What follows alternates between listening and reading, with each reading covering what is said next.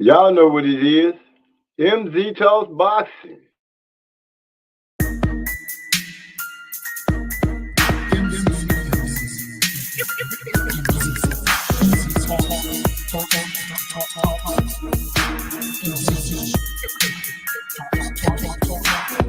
Let me make this abundantly clear.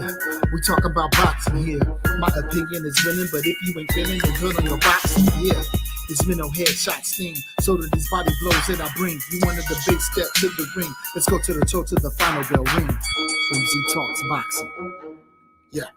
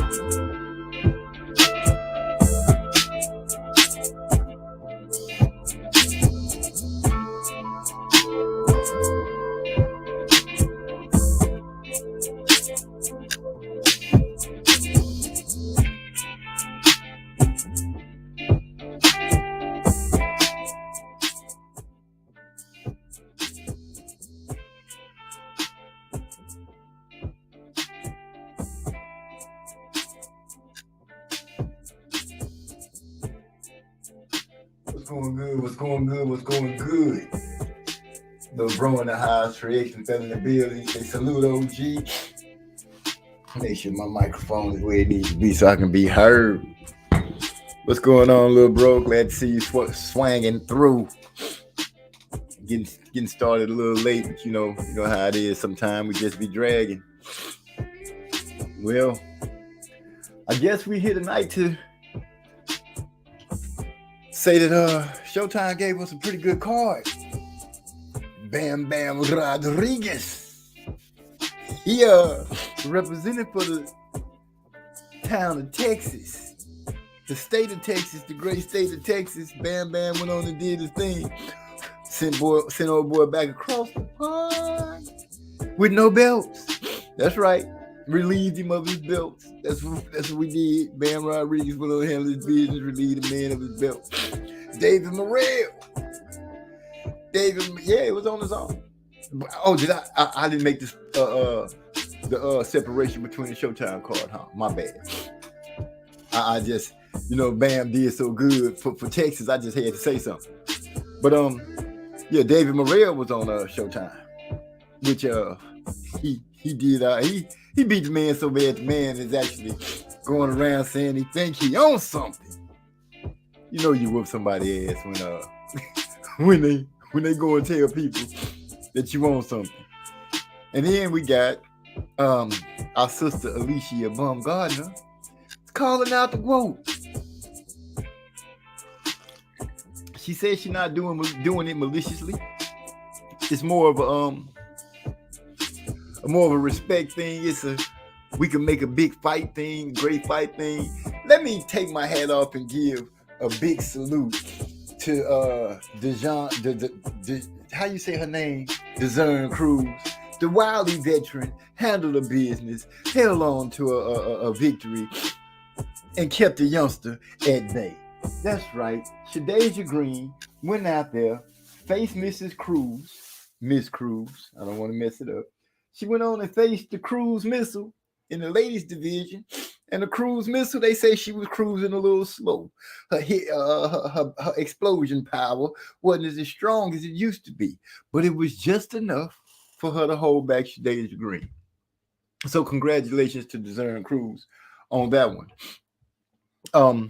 Now I'm in a kind of joking mood, but not that great of a joking mood. Life is good. Can't complain about that. And I hope everybody who can hear me, life is going good with you. I want to know what you guys thought about the fights that took place this weekend with the knockouts and the stoppages and the things of that nature. We also got the fight card coming up, the Day of Reckoning. And that's with Anthony Joshua going up against Oliver Allen and Deontay Wilder going against Joseph Parker. That should be lit. That should be lit. I really want to see how those guys are going to do. They're trying to make some noise with the heavyweights, trying to get things on track with them. Once again, the talk is going around again about Wilder and Joshua. But I think that both of these guys need to get by the test that's in front of them right now and not get confused and start tripping and trying to talk about the fight that's not ahead of them. Simple and plain. But as the news was falling in about the fights, which I was unjustly forced to have to do some working and stuff like that. And you say I'll try to jump on and chop it up after I get this referee situation. This reefer situation together. What's wrong? You having a rolling problem? I feel you, bro. Do your thing. Take care of whatever you got to take care of. Moody Trey Weather in the house. What's going on, my brother? Glad to see you sliding in and sliding through. Pull up a chair, grab you a cup, get you an ashtray if that's what you need. Put your feet up in the air, and let's get our chill on. I want to know how you guys feel about the fights that went on this weekend, as well as about the fights that are getting ready to come up. How do you think Showtime did with closing it out as they farewell boxing show? I think that was the last boxing program that we are going to see from Showtime. But when it comes down to business and making money, what might mean something today could mean something totally different tomorrow. D-Lo 4 boxing in the house. Salute, my brother. What's going on? Glad to see you stopping through. Glad to see you stopping through here. Hope everything's going all right with you and everybody's healthy. Like I said, I got a slow start tonight, but we're going to go ahead and kick it and enjoy ourselves like we usually do.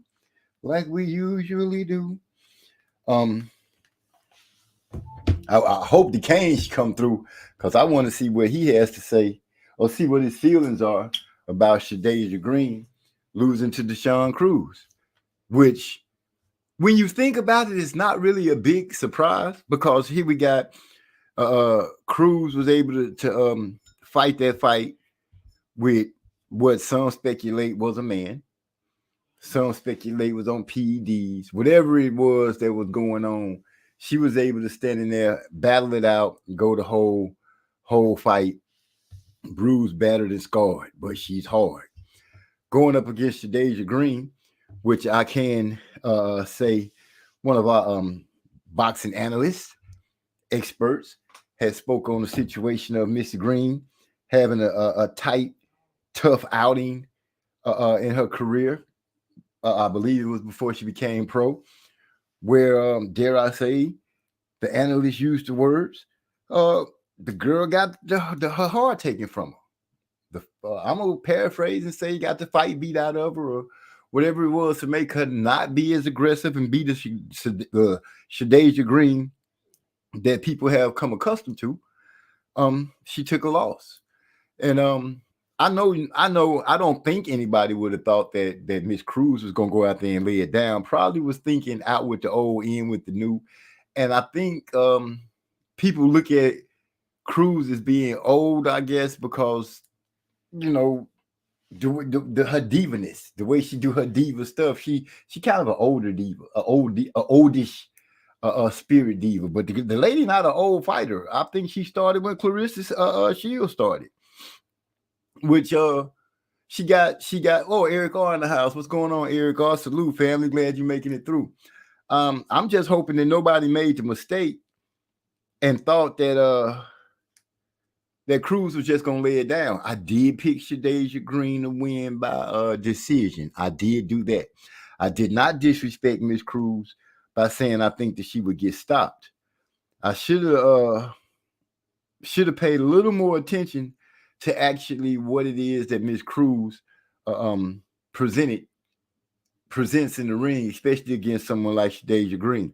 We have to remember Cruz, she cut her teeth coming in and fighting against Clarissa Shields. If I'm not mistaken, I think that's how she cut her teeth. Then she became a champion. She went through the adversarial fight with the questionable combatant. I don't know what it was that she was fighting, who it was that she was fighting, but we do know that it got turned into a no contest. I heard her and Clarissa Shields talk about how strong the young manish ladyish was in the fight and how hard she hit, and she hits harder than certain people.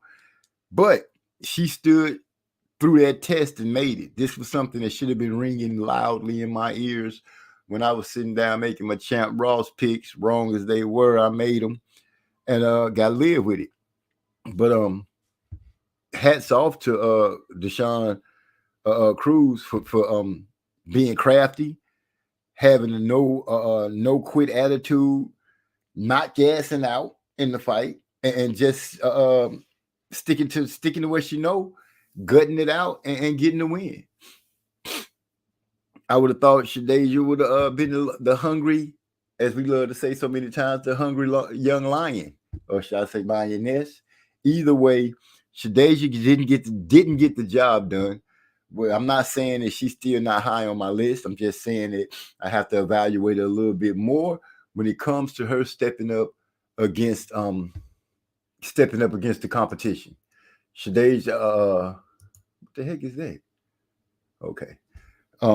Miss Cruz is not something to sneeze at. She got skills. We know that. So for those of you that picked Miss Cruz, good stuff. Like I said, I was going with the youngster, which I thought was the youngster in Shadeja Green. I thought Shadeja was going to come out and at least box to a split decision. At least. Like I said, I wasn't banking on her to knock out my girl, Deshaun Cruz. I wasn't banking on that at all, which I'm glad that didn't happen. But like I said, I picked her by decision, and excuse me, and I was wrong. Just wrong. My boy Eric R said, excellent win. I picked Green. I feel you, bro. And I see you say you at work and you're going to be mostly listening. That's cool. If you can throw in a curveball there once in a while, it is what it is. We're going to run with it and see what it do. Chris Colbert. Did anybody see that knockout coming? And not to be funny, but I didn't see him get up. Did anybody see him wake up?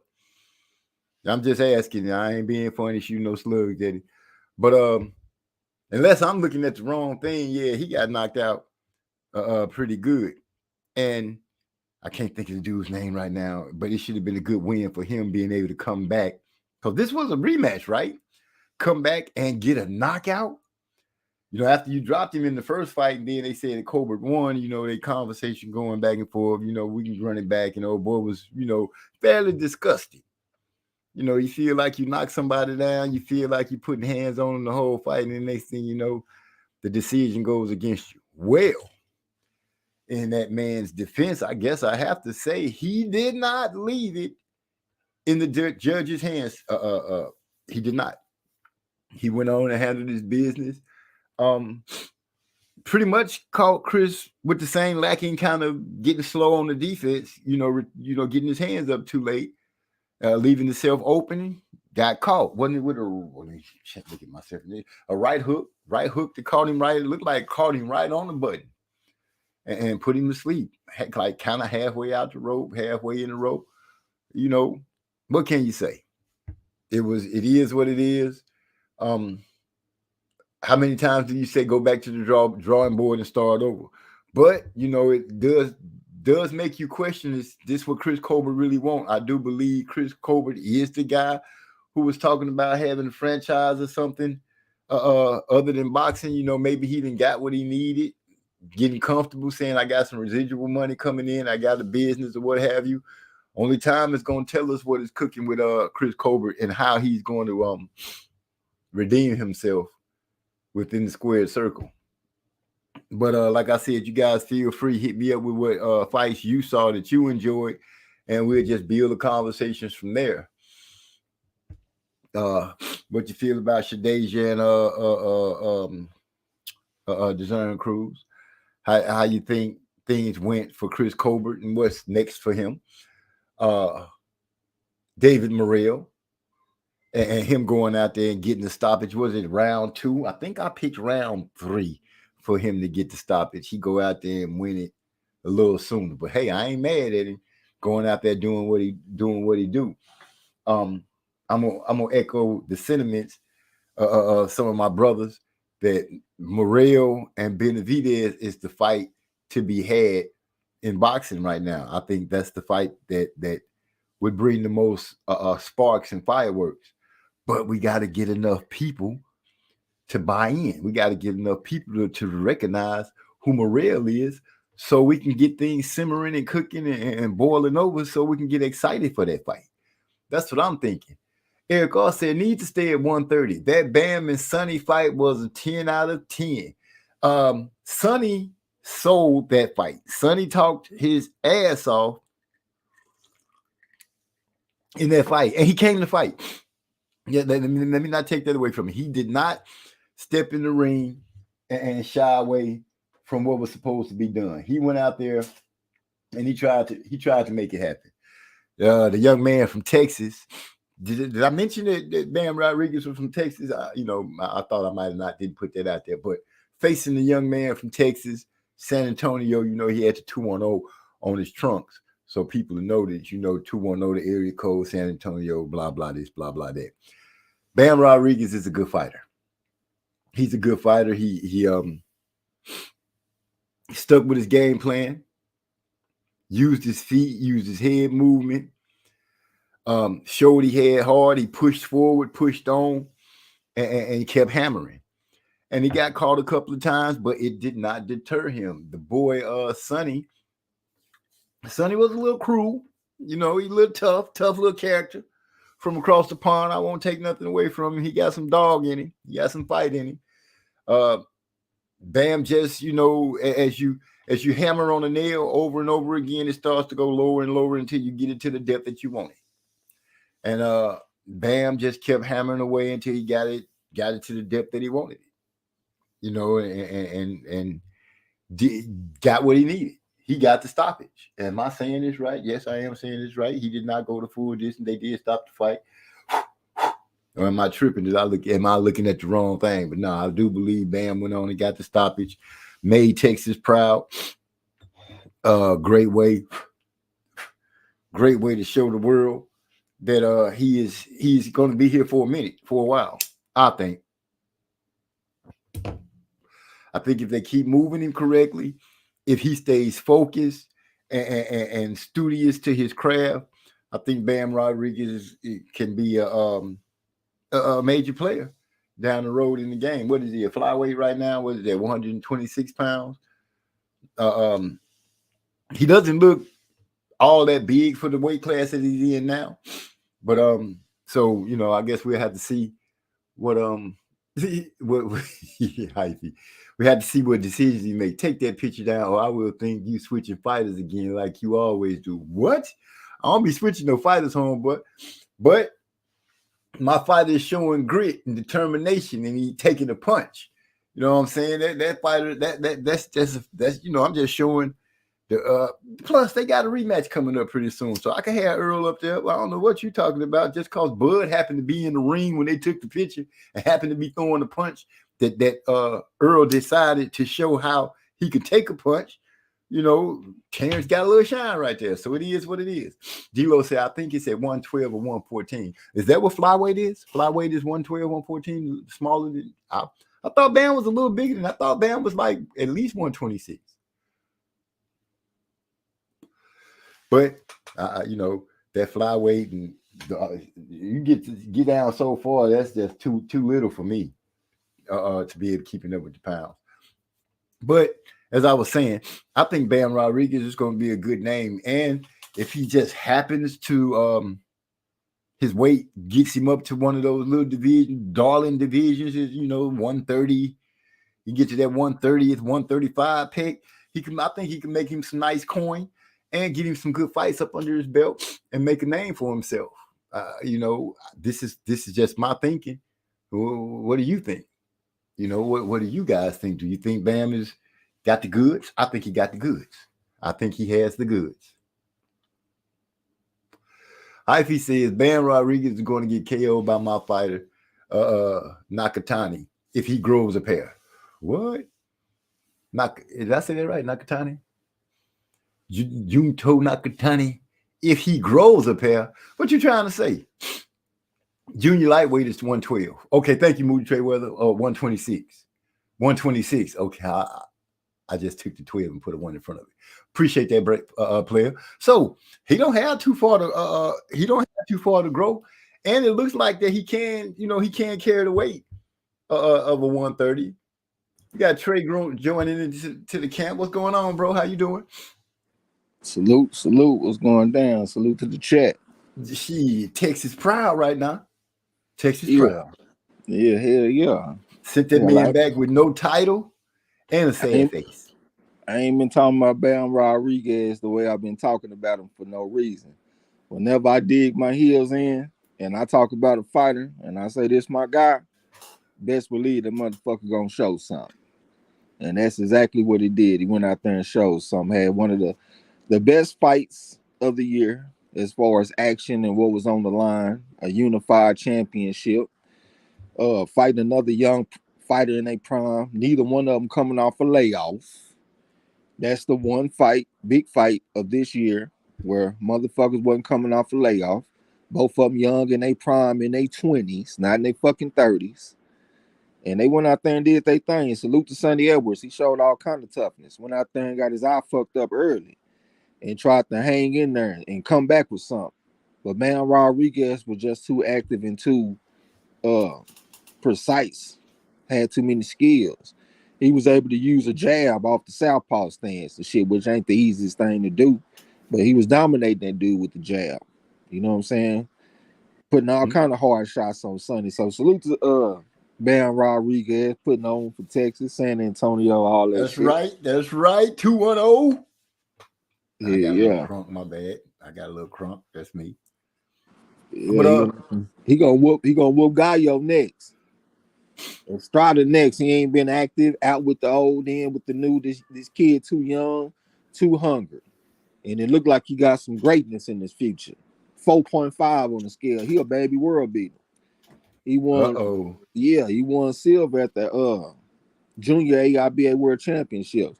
I was trying to see who beat him. Who the fuck beat the motherfucker? You know what I'm saying? Right. Because he won silver. But yeah, he got something, man. I like him because he remind me of them little Mexicans I used to see at the gym and shit when I was young. Most of the time, if you go to a gym in Texas, it's gonna be a whole bunch of Mexicans off in there, and they gonna be doing that Mexican style shit. Even Earl Spence talked about this. He said that's the way he fight, because he came up in the Mexican gyms where motherfuckers tough going to the body. Right. But then sometimes you'll find one of them little Mexicans. He ain't just talking about no Chavez and De La Hoya and all that shit. That motherfuckers say they like Mayweather and they like Sweet Pete Whitaker. They like a little Sugar Ray Leonard. They like ass with their stuff. You know, they want to put a little shine to it. They like the skills. They ain't just all about that Mexican style shit. And that's how Bam is. Bam talk about he like Shakur Stevenson. He talk about how he like Mayweather and shit like that. You know what I'm saying? So salute to him, man. He went out there and handled that business. That's right. That's right.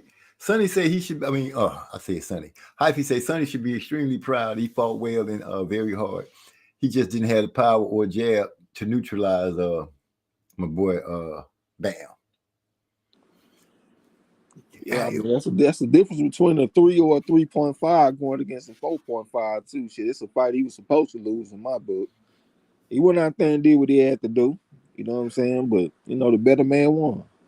And I heard I did not realize that what's his name was one of his trainer, Garcia. I didn't realize Garcia was his trainer I saw him in there talking to a boy when he was getting wrapped up, and the boy was talking all that yang. But I listened to him in the corner where he was telling him that his eye, when soon as his eye got swollen, he jumped right on it. He was always he can't see out of the left, so start going to that side and using that jab, and Bam did exactly what he was supposed to do, and that thing puffed up on his eye so quick and so big, man, it was ugly up under his eye. That thing was nice little ugly ass. I don't know what you would call it, cherry. And then he put some more with it. He opened up some more shit on it. You know what I'm saying? Yeah, Robert got it one, man. Sometimes the trainers, they get them one. Somebody that's been fighting since they was a little kid, got a bunch of amateur fights, accomplished in the amateurs and shit. You know what I'm saying? It's just like Derek James. He got in one now. That's Ryan. All the motherfuckers he got, all of them started late. Earl Spence started when he was 15. Frank Martin started when he was 18. Anthony Joshua Hosey, I think he was a teenager, somewhere off, and I can't remember what it was, but I know he ain't been fighting since he was a little kid. No, he got him as a teenager. One. Yeah, he got him one. Now Ryan started when he was like 6-7 years old. 230 amateur fights. I think 15 national championships or some shit he got him one now. So let's see what he gonna do with it. See how he can make that shit come together. You know what I'm saying? Yeah. You look forward to seeing what he can do with it. That'll also help determine if he just a good trainer for, what did we say, high B rated fighters, because they all started so late. Yeah, I ain't gonna put them like B level or nothing like that. I think they still high level because they got talent. But as far as just that overall experience, because you've been fighting all your life, they ain't got that. It's just like Shadeja Green and Franchon Cruz. Shadeja Green started fighting when she was 17. Franchon Cruz been fighting her whole life. She fighting at the Pan American Games and all this shit coming up. Fighting Mary Spencer, fighting Carissa Shields, all that shit. Shadeja Green, I picked her to win the fight. I took her by decision. Me too. You know what I'm saying? Like a dummy, because I done already seen her get a heart taken from her. Liazat Kungebaeva from Kazakhstan took a heart from her in 3 rounds. And Shadeja Green, she just nice. That's why her name the Sweet Terminator. She's a sweet woman. She ain't like Ann Wolf. Ann Wolf a killer. She done been through shit. Ann Wolf done been on the streets homeless. This woman right here ain't coming from that type of background.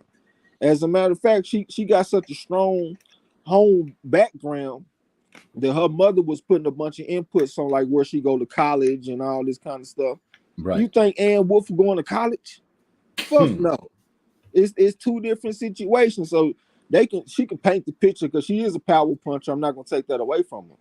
But she just ain't no mean person. And when it comes to boxing, it don't always take the type of person to be successful, but it definitely helps. If you just a naturally mean fighting type of person, that's a basketball player. That's what she is. She used to play basketball. She went to college to play basketball. You think Ann Wolf playing basketball? Fuck no. You know what I'm saying? So she went out there and got a heart taken from her. I ain't just seen the fight, but I'm not gonna say she got a heart taken from her, but she let the moment pass her by. You know what I'm saying? Instead of going out there and taking something. Like right. the two times I need to see her take something, she ain't take nothing. You know what I'm saying? Like I said, I haven't seen this fight yet. I still need to see it, but from what I've heard, she didn't go out there and try to take it. Right. She don't have that mean streak in her that we hear so much about. It paints a better picture of the guys that like to finish or the girls who try to finish. You know, that mean streak, when they got them hurt, they dig in. They try to dig in and get them out of there. But it could be an experience, like you said. You know, she started so late, and you got somebody who's been fighting their whole life. They just, I guess you have to say they built different. You know, it's just that time, those years in between makes a big difference, a hell of a big difference. Hyphy said, I don't want to miss that. He said, boxers born in Texas boxers are having great success. Adopted Texas fighters are on a huge decline. I don't know if I can agree with that fully. We had a couple of hiccups with some of the guys that weren't born Texas native, but hey, they still doing all right. Yeah, I ain't gonna say nothing about that because when the motherfuckers was winning, we claimed them as Texas fighters. So now that they losing, I'm not gonna turn around and say they adopted Texas fighters. Shit, they all Texas fighters. I'm just saying that, we had a couple of hiccups. They still my boys. I still fuck with Earl. We about to spin the block. Only one is Charlo, because Charlo didn't even try. Yeah, he just went in. Well, he tried to fulfill his goal. He wasn't worried about what the fans was thinking.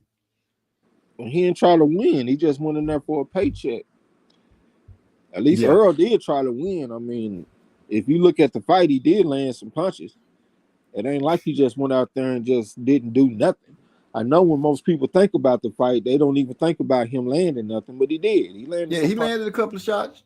It just Crawford took it well. He was in outstanding shape, and he was able to withstand this shit and come back with something. But he didn't go out there and go out like no punk, though.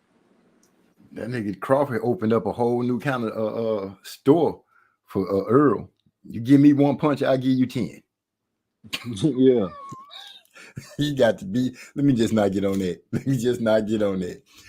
D-Lo say Ryan is hard-headed as F, though. So it's going to be hard on the trainer. I can say Ryan does seem a little bit hard-headed. And I've heard a lot of people speak about that turning his back, that shoulder roll thing that he's doing. We've heard, who was it? Joe Guzman, who said that it's a collaboration instead of really just somebody teaching Ryan and showing. I don't know how he can get that attitude like that. What would make him think he's so good that he don't have to listen? Well, has Derrick James been saying that kind of shit, though? Well, I can honestly say I have not heard Derrick James say anything. And on top of that, I haven't heard him questioned about it. But, he don't really get in front of the camera too often until those boys get ready to fight. You rarely see him saying anything. But no, I haven't heard him say anything along the lines of I haven't heard him say anything negative about Ryan. Actually, I heard him the few times that he did speak. He said Ryan was receptive to what he was telling him and trying to show him. And we just have to wait to see what happens with him in his upcoming fights. I saw Bernard Hopkins on the video talking about how 99% of the coaches today are trainers and only 1% of the coaches are teachers. And from when I hear people talk about Derrick James, he come across like he might be a teacher. I'm going to give him some time and let them gel because they ain't been together that long. It do take time to build up trust, rapport, and to just the experience of being in the fire together. You know what I'm saying? So it takes some time to make that shit come together.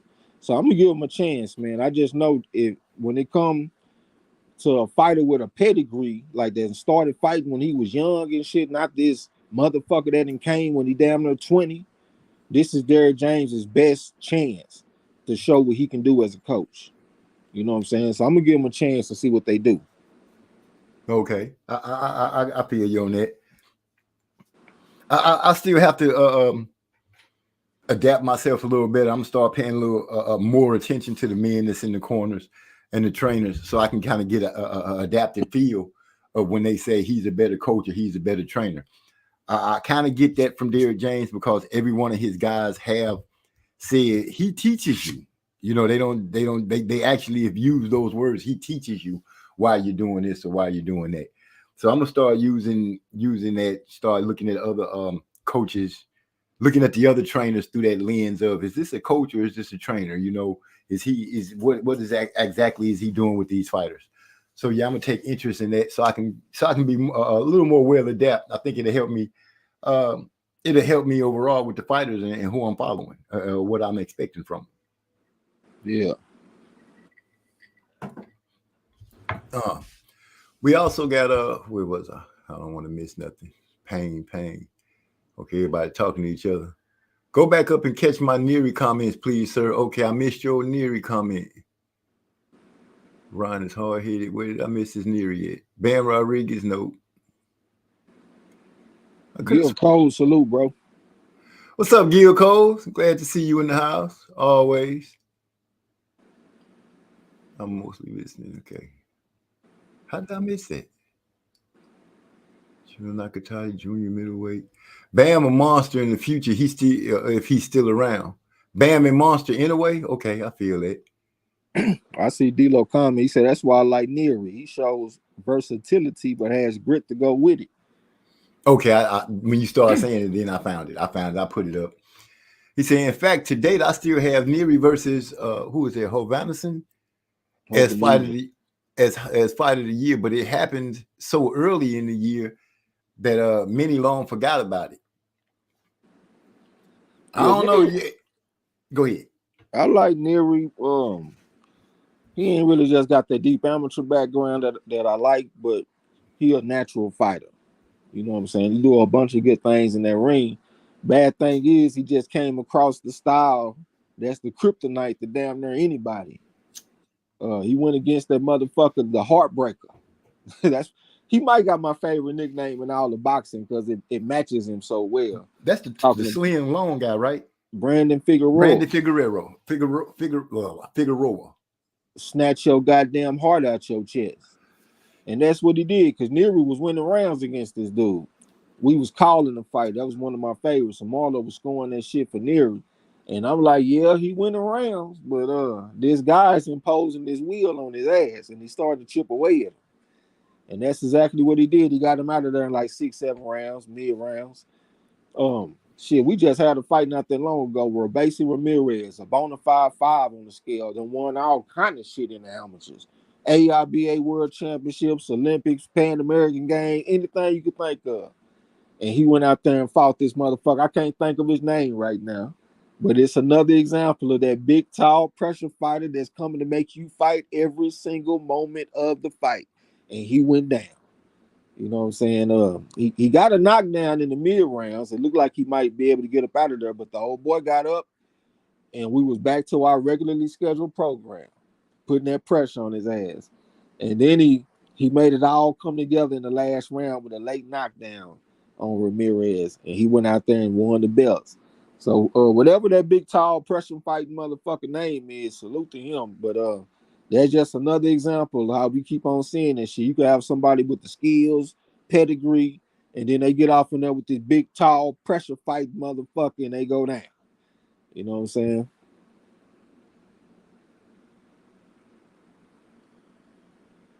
If you're talking, you're on mute. I said, yeah, and they go down and have a hard time getting up or can't figure out how to get through it after the fact. My boy D-Lo said Anthony Joshua was 18 or 19 when he started fighting. I actually thought he was 17. I thought I heard them say he was 17 when he started. And speaking on late startages, I didn't realize that Larry Holmes didn't start until late in 18 and 19. I did not realize that. I happened to be watching some old stuff about Larry Holmes when he started sparring with Ali from 1970 to 1975 or something like that. He was like 19 when he started. He started boxing, and when he started sparring Ali. When he started boxing, Larry Holmes was not he didn't start as a youngster. He started as an old school dude. At the same time, though, like if you look at the old fighters, a lot of them motherfuckers started late.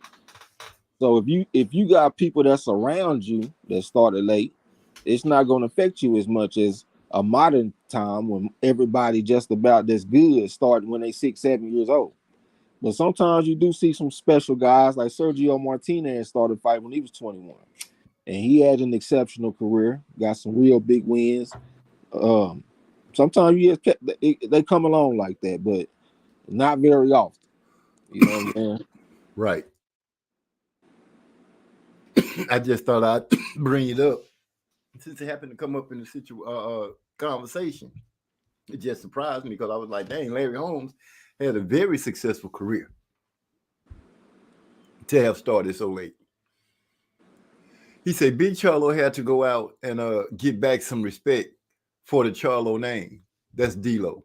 Well, right now, because he and his brother are so split that the only thing he can do is fight and get the name back. As far as, They relationship in front of the public, that's screwed right now. The younger brother is just not having it, just not hearing it, which really sucks because it's taken away, in my opinion, it's going to take away from their greatness if they can't get it together.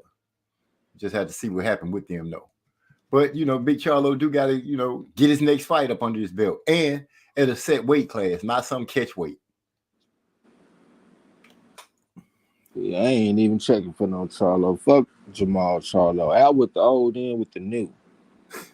I don't even know what fucking weight class he in. What is he, 160 or 168? That's what I'm saying. We got to figure out what weight class he's fighting in because he's not that close to 168, and he's like 3 pounds. He was 3 pounds over 160. So we don't know where, where his mind is going to tell him he should be fighting at. But, he needs to make a decision pretty quick. If he gonna fight at 168, he ain't got nothing. He ain't beat none of them dudes at 168 that's at the top. He ain't even beating Diego Pacheco. I take him over Charlo right now, and he gonna stop him too. Diego Pacheco, a motherfucking prospect, but he got some though, amateur background, all that shit, and he got power. He'll whoop the shit out of Charlo. Who Charlo gonna be? Benavidez? He gonna be David Morrell? That's what he gonna do, man. Fuck out of here. He ain't even worth talking about no more. Go back to 160.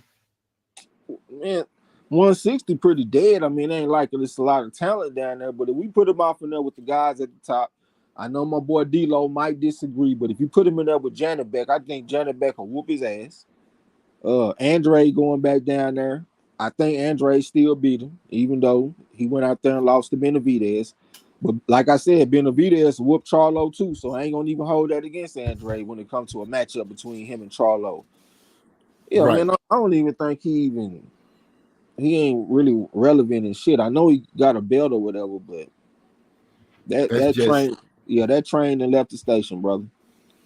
I feel you. And we did mention back in the day on I think we was talking on Marlowe's Corner where I was saying that Big Charlo was starting to lose some of his weight and pull in boxing. He was turning into the weaker one out of the names that we was naming about who can win and fight.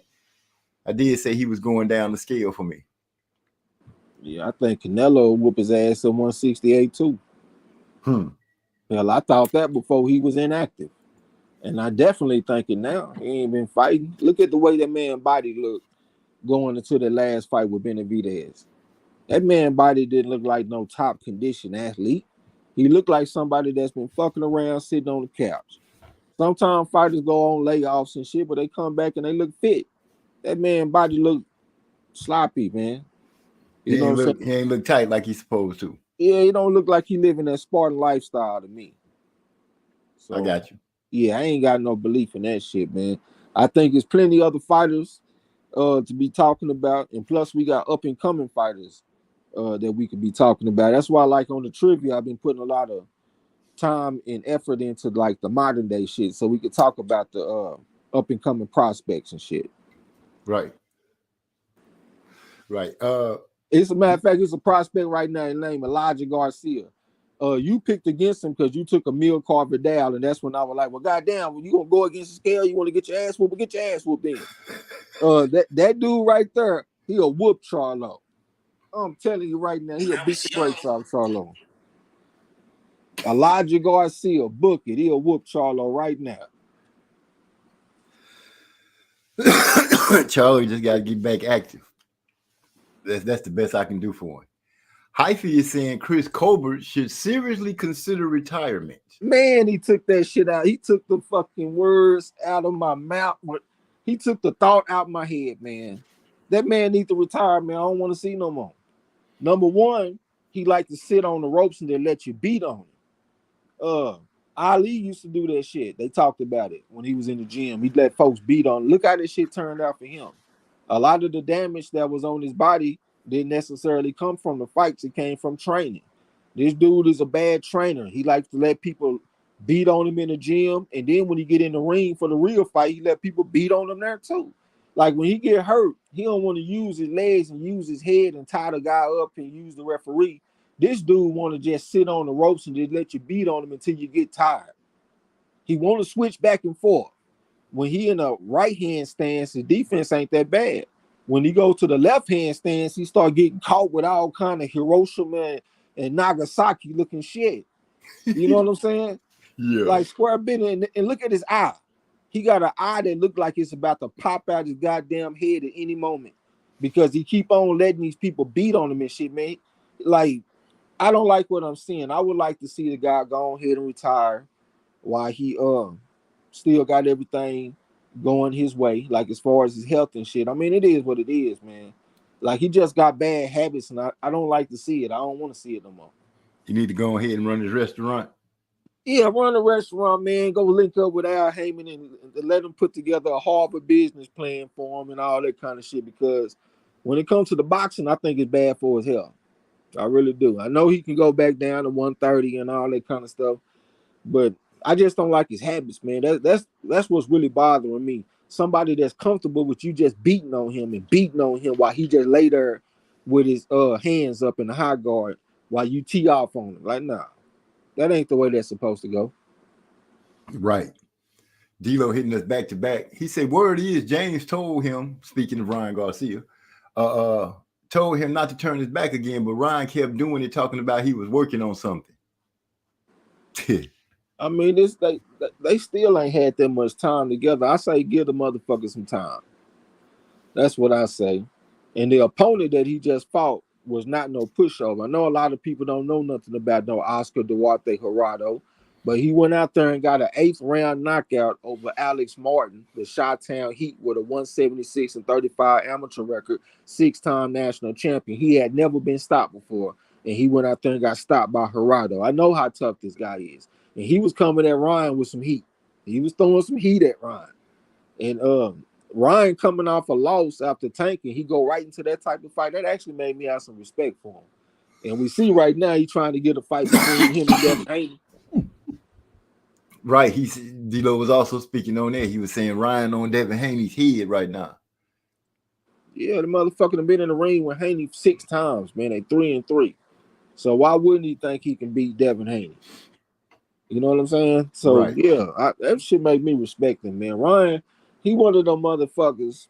People don't respect him, but I think I see him for what he is.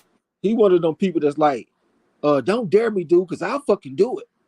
Like when he called out, when he was talking about Tank, I stopped Tank 2 rounds. What did he try to do? Stop him in 2 rounds, right?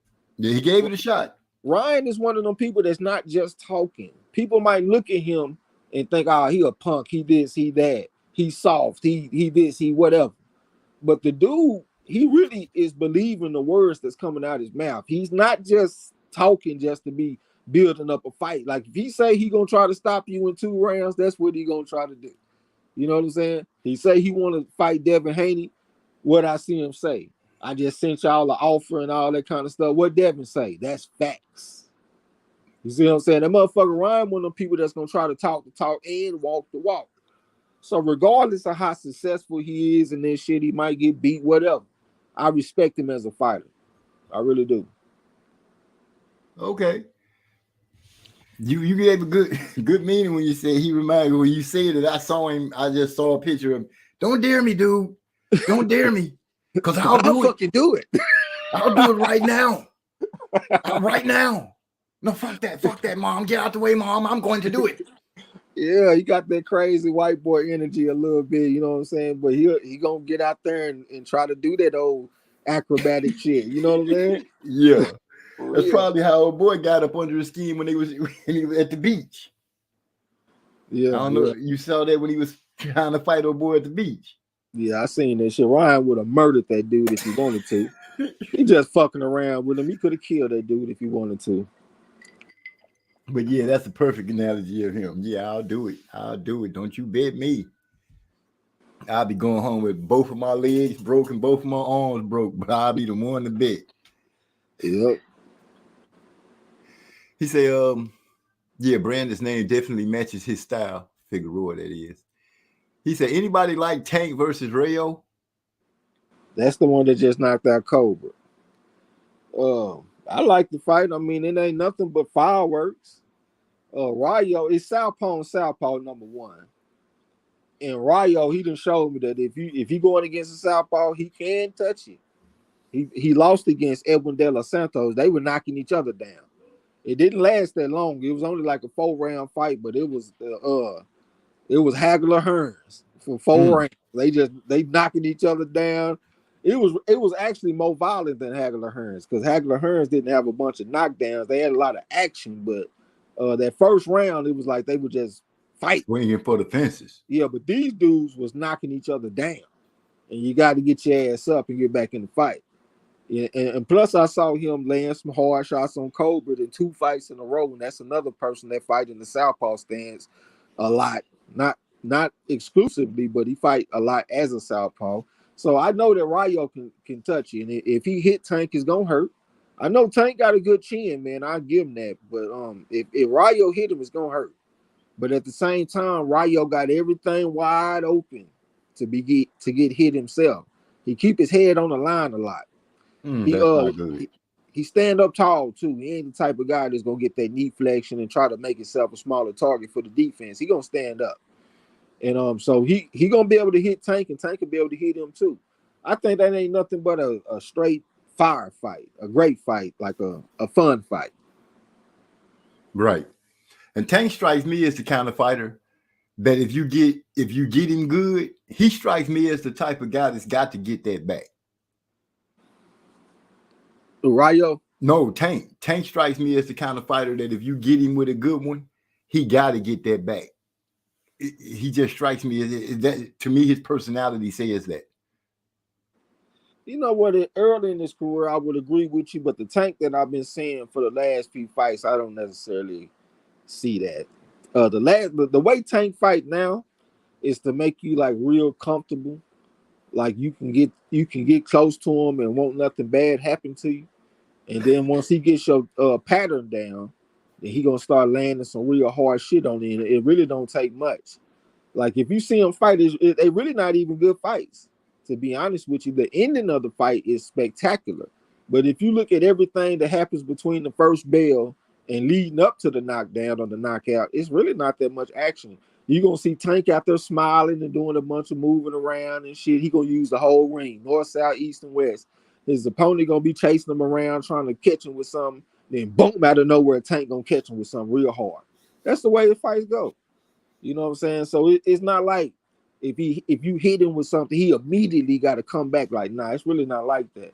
He want to get you in a position where you let your guard down. Because it was time where Ryan Garcia was landing shots on Tank. Tank wasn't coming right back. He just kept on moving and smiling. And then when he got Tank where he wanted him, boom, out of nowhere, body shot. Or boom, out of nowhere, counter left hand over, to counter the hook and shit. You know what I'm saying? Yeah. When I say he the type that got to get it back, I don't mean like instantly, like, bam, you hit me, I got to get it right back. No, it's like, oh, bitch, you got me. Okay, that was a good one. I don't forget that. It might be round 4 before I get the opening to get you, but I want that back. That's what I mean when I say he that type of fighter that's like, I got to get that back. It might not be right away, but I got to get that back. Well, that's any fighter that's trying to win. Like, how can you be comfortable with somebody getting off on you and you trying to win? Of course, you got to get that back. So yeah, I guess I'm not breaking that. I'm not giving it a good. You know what I mean? I'm not breaking that down well. I'm gonna have to come back to that one. I'm gonna leave it alone for right now. I know I'm trying to say something. It's just not coming out right.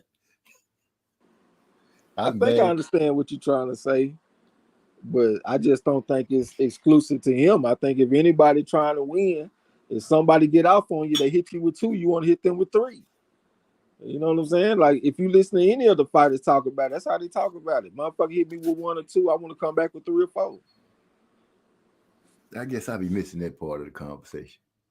I guess I'm going to get it right, though. He said, I think you changed the meaning of B fighters' nicknames. I think it's related to him seeing him. Wait, a B. I guess you're talking about Figueroa. Okay, that's what we're talking about. Brandon Yeah. Figueroa. Okay. I think it's related to him seeing himself as a pretty boy or the HBK of boxing. But he should adopt your meaning. Maybe it's a double entendre. Yeah, that's the way I saw it the whole time. I heard him talk about the original meaning, and it was like some old pretty boy type shit. But his style is not a pretty boy style. His style matches the meaning that I have for his nickname. So that's what I roll with. And I ain't heard him talk about that shit in a long time. I'm pretty sure if you ask him like about his nickname as far as like how it matches his style, I think he would agree. He the type of guy that's gonna go out there and come for your heart, and he gonna get it most of the time. You know what I'm saying? I still wouldn't mind seeing him fight against Inoue if Inoue go up to 126 because they were saying he might fight Robeisy Ramirez and all that kind of shit because he got a undisputed fight coming up here soon against Marlon Tapales, and he might move up after that. If he do move up, shit, him and Figueroa is an outstanding fight. Brandon. We're gonna find out about him when it comes to Figueroa. Yeah, because he threw a lot of punches. He threw a lot of punches. He got long arms, he big, he tall, he aggressive. He got an outstanding chin. He got one of the best chins in boxing. That'd be an outstanding fight, man. If Inoue go out there and just look spectacular against that guy, man, that'd be a major statement for me. Well, we can just sit and hope and wait for that. He said Noroi is one of the few fights removed from being stopped by EDLS. So now you want to start throwing people initials out. I ain't finna do that with you tonight. Moody Trayweather say 160. That's where Charlo should go. I'm guessing that's what we're talking about. That's where Charlo should go. That man needs to be lining up the Plant fight. Charlo against Plant. I think it doesn't hold as much shine as it used to. Charlo got to get back in a position where if he talks some noise, people are, kind of believing. Because right now, people worried about his fragile mental state. I think Plant to whoop Charlo right now. Already slapped fire from his motherfucking ass. Shit, they come in, he probably feel like he got the edge. I slapped him, he didn't do nothing. He walked all around in the circle before he stepped to me because he was embarrassed.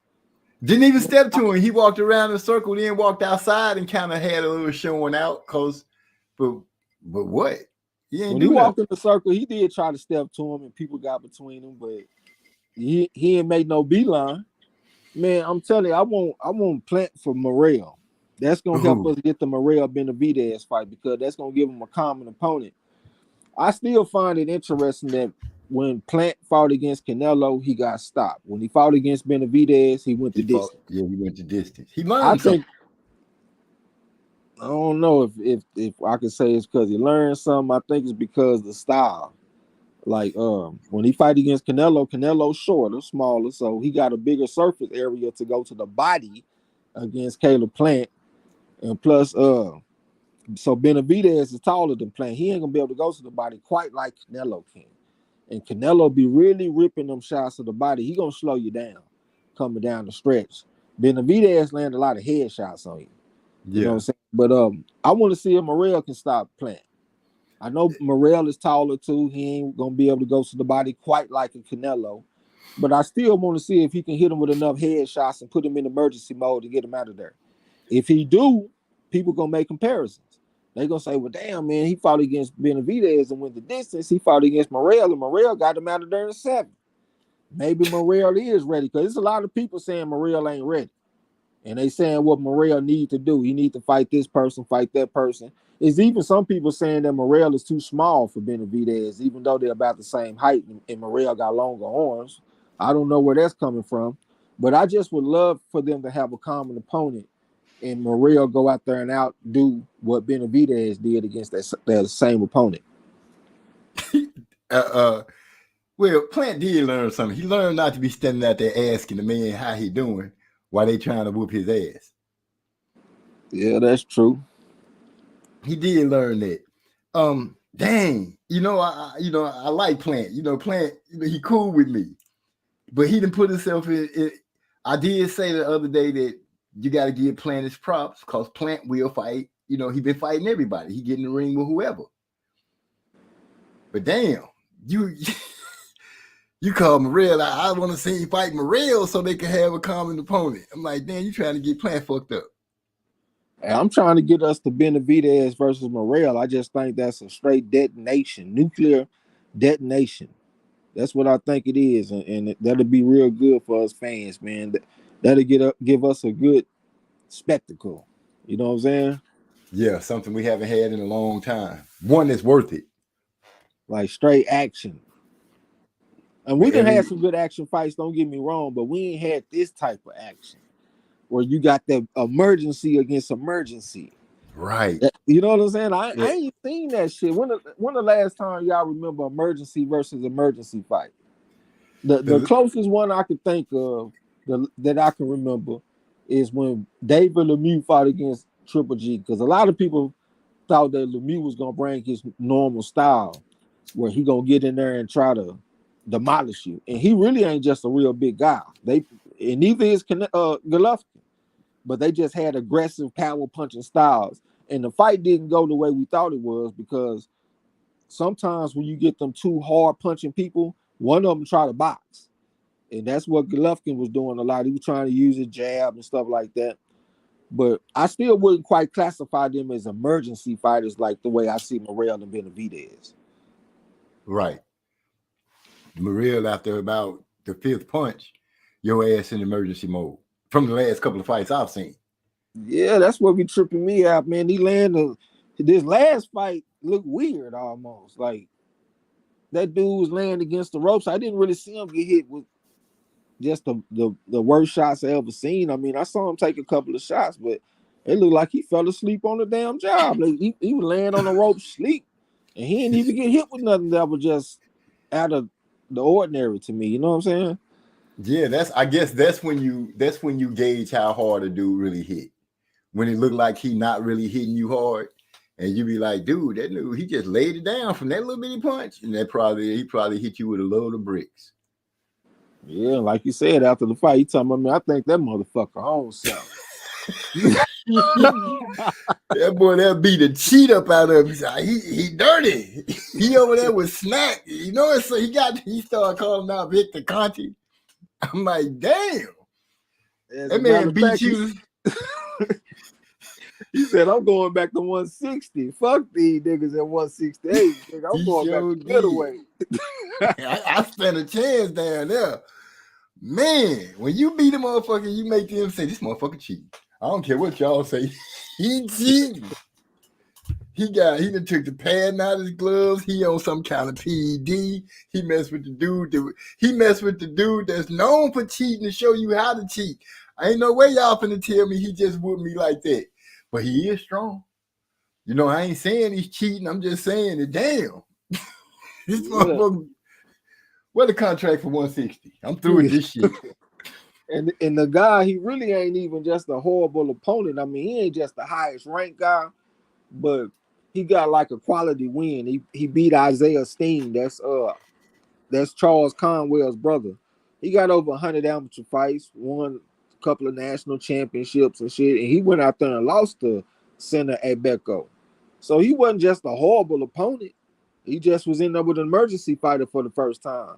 That's like a culture shock, nigga. You ain't never been in there with that shit before, and then you get in there with an emergency fighter for the first time. Yeah, this boxing shit ain't quite what you thought it was all the time, huh? Make you go back to when Giselle Washington say, "What is your hand up for?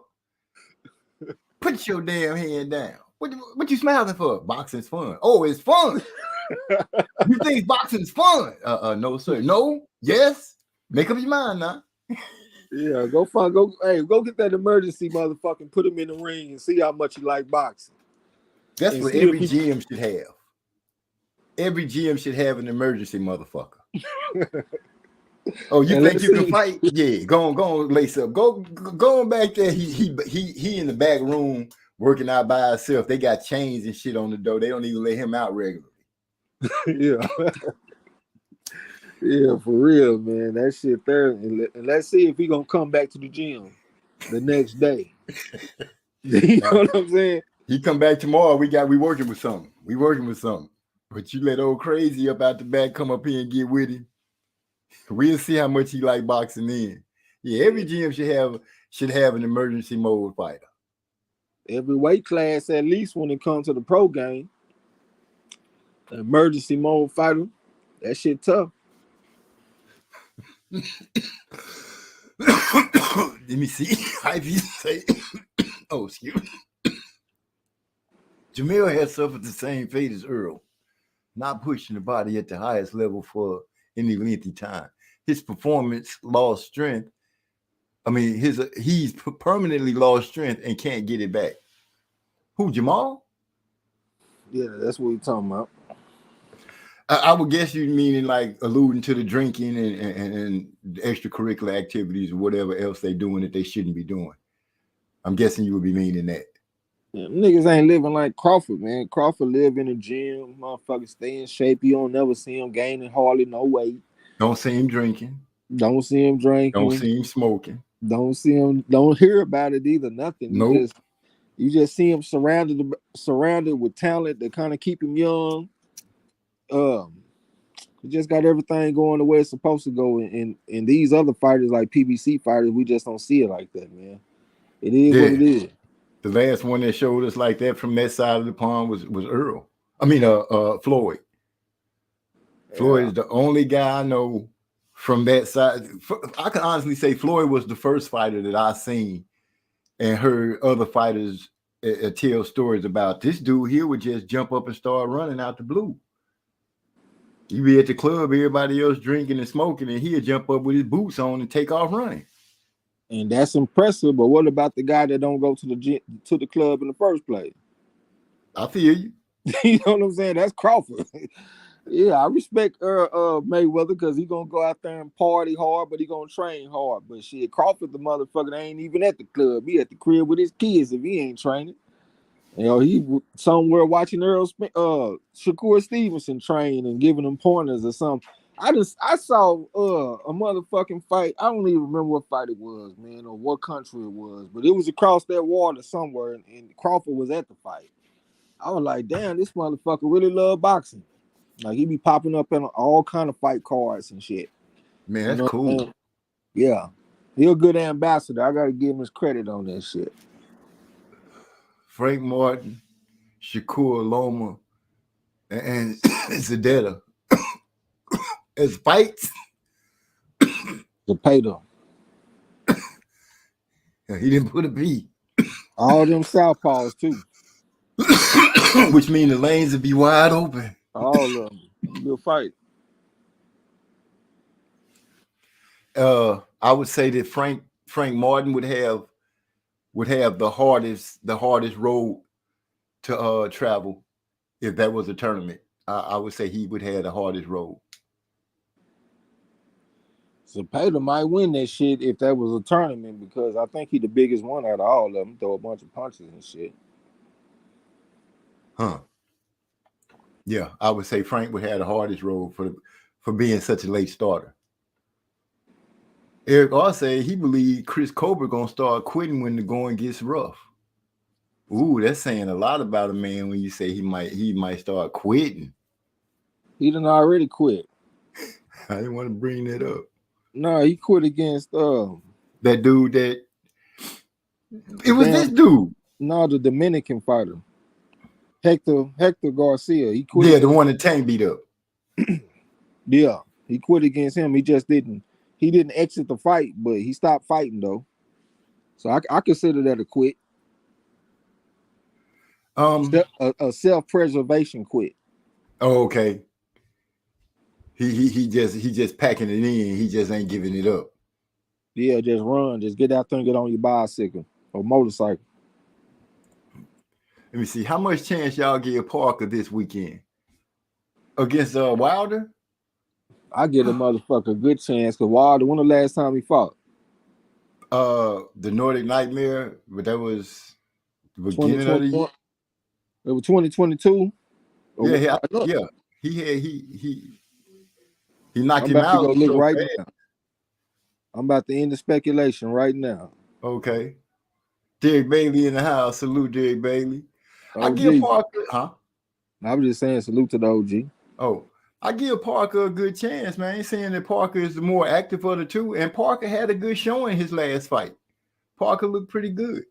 If Parker come out there and is able to dodge the right hand a few times and not get hit cleanly with it, and box, get in and out, he stand a great chance to beat Wilder and give Wilder problems. Yeah, Wilder done had 3 fights since 2019. He had one in 2020, that was in February. Then he had one in 2021, that was in October. Then he had another fight in October of 2022, and now he having a fight 14 months later. So he done had 3 fights in fucking 4 years. That's what I'm supposed to believe in. This Parker guy that he going against, he is a 4.5 on the scale. He won, I think, a bronze medal at the Youth AIBA World Championships or something like that. So it ain't like he ain't got no pedigree. He done already had 3 fights this year. Just this year alone, he had 3 fights. He got him 10 rounds in. What is this? Hold on. I think, yeah, this is a 10-round fight that he got in. He got him a knockout in the next fight. And then his last fight, he got him a knockout too. So he got some confidence builders up under him. So he been more active. He had a fight last year when he fought against Joe Joyce. That fight went late. I think it was like a 10th round stoppage or something like that. Yeah, he gassed out. Yeah, he just been more active. And it ain't like he ain't been in the ring with good fighters. Yeah, he was giving Anthony Joshua everything he can handle. Some people thought he beat Dillian White. I had actually picked him in that fight, and he went out there and lost the fight. But some people thought he beat Dillian White. Anthony Joshua had to have assistance from the referee when he fought against Parker. Parker would step in with a jab upstairs, go to the body with the right hand, come back with the hook to the body, left rip, and bring it back upstairs on his ass. The referee called time. It like, nigga, that ain't part of the script. Fuck you doing? You like, oh, look, who said you could win? Square business. It ain't like he can't let them hands go. He ain't old. He only 31 years old. Yeah, he younger than Wilder. Who promoting this? This is the Zone promotion. Yeah, so Wilder out of water, huh? He out of pocket a little bit, huh? Pretty much. Cause I see Bob Arum, I see Eddie Hearn, I see Dimitri Salita, I see Nick Sarlin, somebody named Ulf Steinforth. They from SES Sports Events, and I see Frank Warren. I don't see nothing about no Tom Brown or nothing. Yeah, I don't see none of that Tom Brown or none of that shit that I normally see when I see PBC cards. So he kind of out of pocket right now. He ain't only thing I will say is the money might be behind him, like because we want to see him versus Joshua. So This might be a situation where we should follow the money. But outside of that, if you look at all the other variables going into the fight, it's really against him. He really out of pocket right now because he coming off a layoff. He fighting on some outside promotion shit, like some cross promotional shit. He kind of out of pocket. Yeah, but you did say something that's important. They do realize that the lust that the boxing world still have for a fight with him and Joshua, because they both lost. You know, they both got losses pretty much the same amount. So yeah, following the money, saying the smart money would make sure that, hey, if Wilder stand a chance to win, we're not gonna hinder that. But be careful if Parker start looking too good, you know, trip his ass or something. But this is the thing too, though. They got a backup plan on this very card right here. You got Daniel Dubois going against Jarrell Big Baby Miller. Miller and Joshua been going at each other for years, talking shit to each other, doing face-offs and all that kind of shit. Yeah. So if the Wilder fight was to fall apart, I think that's a suitable backup, the winner of Dubois versus Miller. It might not be the same. It might not be the same type of big money fight as Wilder, but that is a fight that they would be interested in. So I think the money behind Wilder, but I do think they might got a backup plan that they're working on. Yeah, because they finally decided, hey, we're gonna be smart enough to not worry about the belt situation with Usyk and Fury. And that'll give, say, Dubois win. That'll give him a decent win. You know, he shut up the dude that was talking, but it'll give him a redemption shot at a big name such like as Anthony Joshua. seeing that he got stopped with the jab. Big Baby Miller, if he was to win and Wilder was to take a loss, yeah, that would suit out perfectly. You know, I can see all kind of bravado being played with about the fact that the only reason that you still in boxing is because I made a mistake. So Andy beat you, I would have killed you, some shit like that. You know how I go. So yeah, I can see the bag-up plan going in that direction with those fighters. Say Wilder takes a loss to Parker. Yeah, I can see it, man. But like you said, Wilder been out of it for a minute. And as pretty as it might look, you know, him knocking people out fast, he don't have that ring. What is it? His stamina. I worry about his stamina. I really do, especially if somebody come in and get to trying to work him hard and fast. You know, he dangerous puncher, yeah, but I feel like I think you can nullify his punching power by being up on him, by being all in his grill. That's not how Parker fight though. See that Parker more of a mid-range to outside range type fighter, and plus his arm's not that long either. Let me see what his reach is. I remember it not being that long. He got a 76-inch reach for a 6'4" man. So that's like a 1-to-1 type of ratio. That's not extremely long arms because that's 76 inches as far as height and 76 inches as far as the wingspan. Wilder got an 83-inch reach. So we comparing 76 to 83. That's a way longer reach. So that might play a part in this fight because, like I said, Parker liked to fight at the mid-range to outside range.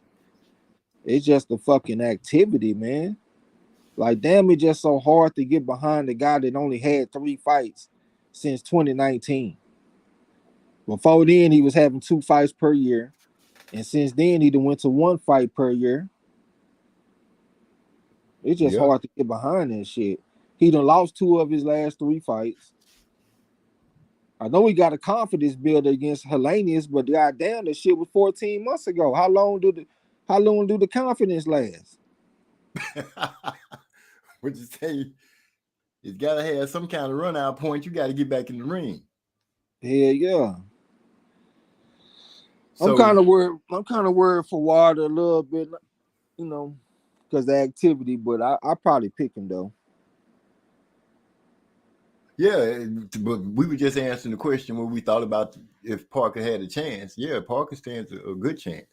I give him action. I give him like a maybe 30-40% chance. Okay, 30-40% chance. Do these, MZ? What? Do these? I don't know what you mean with that. No, that sound like that Brawley motherfucker that be working out and shit. Brawley Pump or some shit. I can't remember what the fuck his name is, but that's like his catchphrase. Oh, do these and all that shit when he be doing exercises. People that be just too overexcited over exercise and make me nervous. You out in the gym, you just too excited to be in here. Yeah. I'm in here for a purpose, but I ain't in here like it just ain't turning me on like that. Say, Morrell said if David moved to another division, he will follow him to that division. He not accepting no, point blank, period. Is David really barking at Benavidez like that? I ain't seen all that shit, but I know he wants to fight though. Shoot, I ain't seen that either. Who else? Let me see. Say Caleb is running from Morrell. He would rather fight a 160-pound fighter with Hella Russ. Yeah. Yeah, I don't think Caleb want to get out there, but you know, I can't say that though, because he has got out there with some good fighters. I'm gonna give Caleb Plant the benefit of the doubt. I don't know. He fought Benavidez. Yeah, I don't know if he think he can win though. Well, I ain't gonna put my money on it for him to win. Nah, but I don't see that, OG. I'll say that I think he'll fight him though.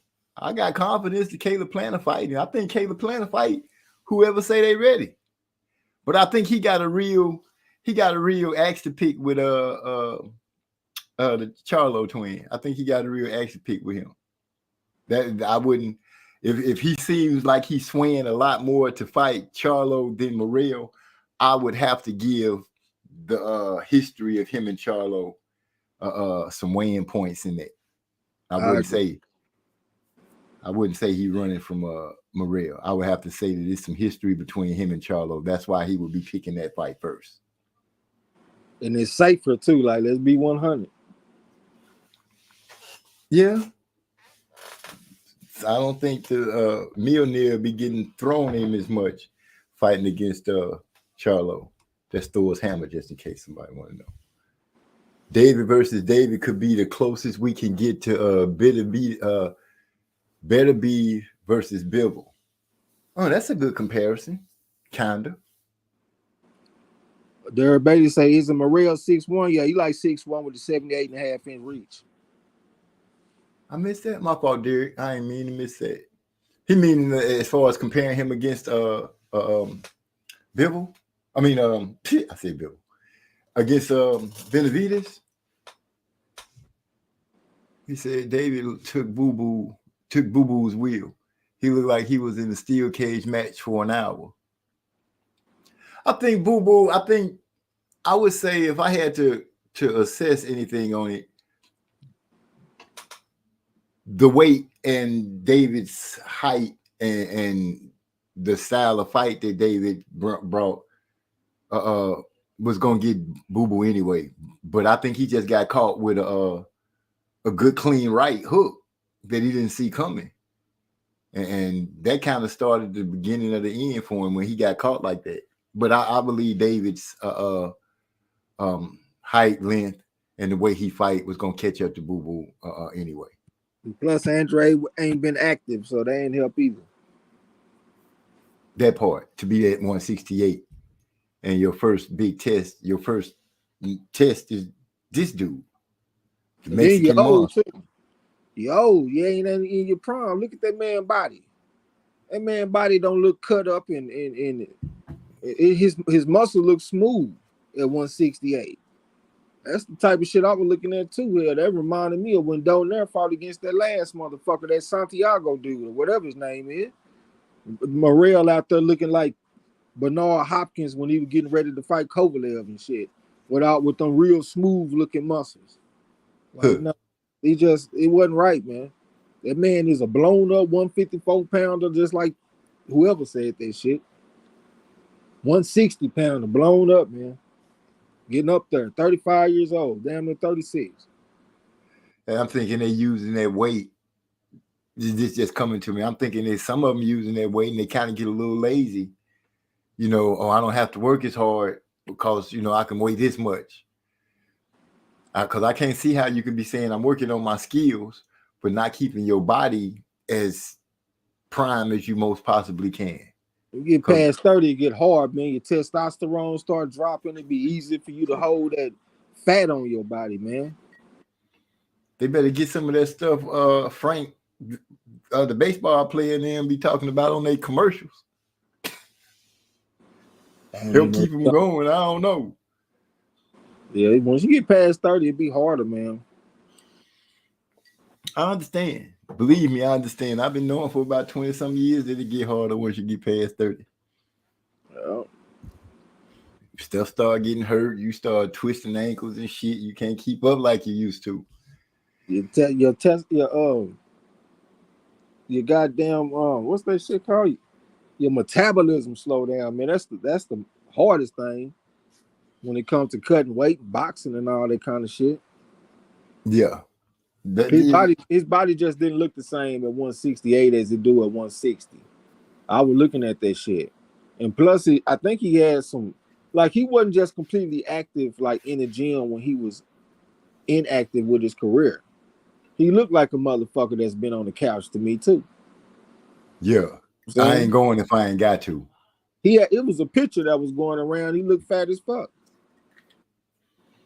Come on, man, let's go to the gym. Nah, I'm going to go tomorrow. Oh, that's how you feeling now? That's the conversation you having when you looking in the mirror. But at the same time, if you've been trying to get fights all these years and you don't get the motherfuckers, I can see where you just be like, God damn, am I ever gonna get the opportunity? And maybe some of his motivation started to dwindle because he wasn't getting Golovkin and getting Munguia and all these motherfuckers that he wanted. Right. He It wasn't took making him the going money. all the way to 168 to fight Benavidez before he finally got his opportunity. 168 and a layoff. Yep. Against the worst style that you can go against. Yeah, they gave him the opportunity. He was down there supposed to lose that fight, man.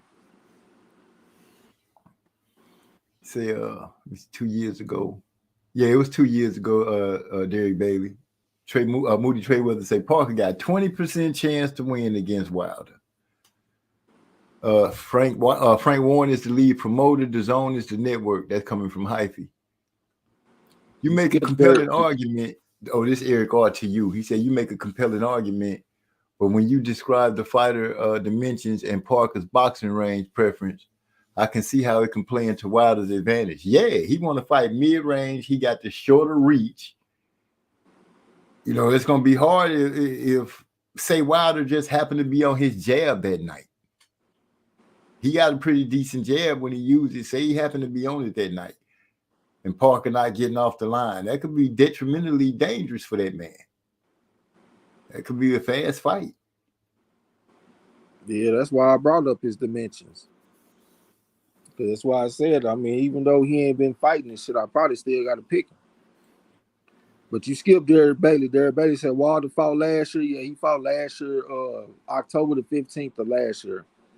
I thought I did answer that. I saw you go from Parker got 20% chance down to Hyphy. I didn't see you read Derek Bailey comment. Oh, no, I just answered. I was like, yeah, he did fight last year. I didn't read it. I just answered it. Okay. They said that reach can be the distance. There's a strong chance Deontay will not have the legs or reflexes necessary to compete at the top level. It's been that long. He ain't getting no younger either. How old is the motherfucker? Wilder, I think Wilder is 34, 35. Fuck no. Fuck no. Yeah, he is. Hell no. Nigga, I'm 39. You ain't about to make me believe this motherfucker that much younger than me. 38. Oh, he 38? He 38, nigga. Okay. Hell, this nigga talking about he 34, 35, some normal sound and shit. This nigga damn near 40. I'm tripping. I'm saying it all confident, like, and then it's not ringing. You say, I'm 39. I'm like, yeah, Wilder, you know, it ain't clicking. I'm like, damn, I'm saying it backwards. Yeah, you're right. This nigga is 7 years older. Nigga crazy. Oh shoot, that's a good 34, nigga. It's been a while. It's been a few years since he's seen 34. Yeah, man, my bad. Yeah. Either way, that's still not looking good for him. But shit, I don't expect how old is Parker? 31. Oh yeah, that's it. You know, Parker, the younger man, fresher, but still, like you said, I was saying that I would only way Parker. I think Parker can give Wilder the biggest problems if he was to get on the inside. But you quickly said that, you know, that's not the way he fight. He a mid-range fighter. And him being a mid-range fighter and the numbers are against him as far as the dimensions go. Yeah, Hyphy, unless Wilder actually turns old between now and Saturday when the bell ring, Parker gonna have a problem. He's gonna have to always be leery of if he is in the right angle for the right hand to come. And like I said, forbid Wilder happened to be on his jab Saturday night. That's what he's gonna have to be on, man. He's gonna have to be on this jab and shit. It's some question marks going into this fight for damn sure. You got one fighter in his prime, the other fighter ain't. 31 is the tail end of your prime. We like to say in boxing that your prime is from 24 to 34. So we got one person that's inside that and the other person outside that, and that's fucking Wilder. Hyphy talking about his legs. Wilder is one of them fighters that most of his career he didn't even do road work. That was one of his main things that they talked about. And I seen him running on the track. That might have been my first time I ever seen that motherfucker jogging. You know, I saw him jogging twice. But that ain't very much Nope. for a fighter. And then when I think about Wilder when he was at his best, he was getting them knockouts and shit. A lot of time he would give up rounds. Like when he fought against Ortiz. Ortiz was going out there winning the fight, and then Wilder caught him. You know what I'm saying? The only fight that I could think of that Wilder just went out there and boxed the clinic was against Tavern in the first fight. In To the me, first fight when he won the belt. that's his best fight that he ever had, in my opinion. Even though he didn't get the knockout, that was my favorite one because I felt like he put on the clinic. Soon as the fight started, I was watching it with my mom. And we were like, oh, yeah, we see how that's going to go. Because he came out there popping it with that jab, popping it with the jab. Maybe we'll see that again, but, you know, he was more active back then. He was young and he was in his prime. This dude had 3 fights since 2019.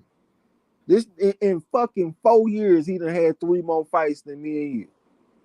Like, that ain't nothing that you can just be confident in, man.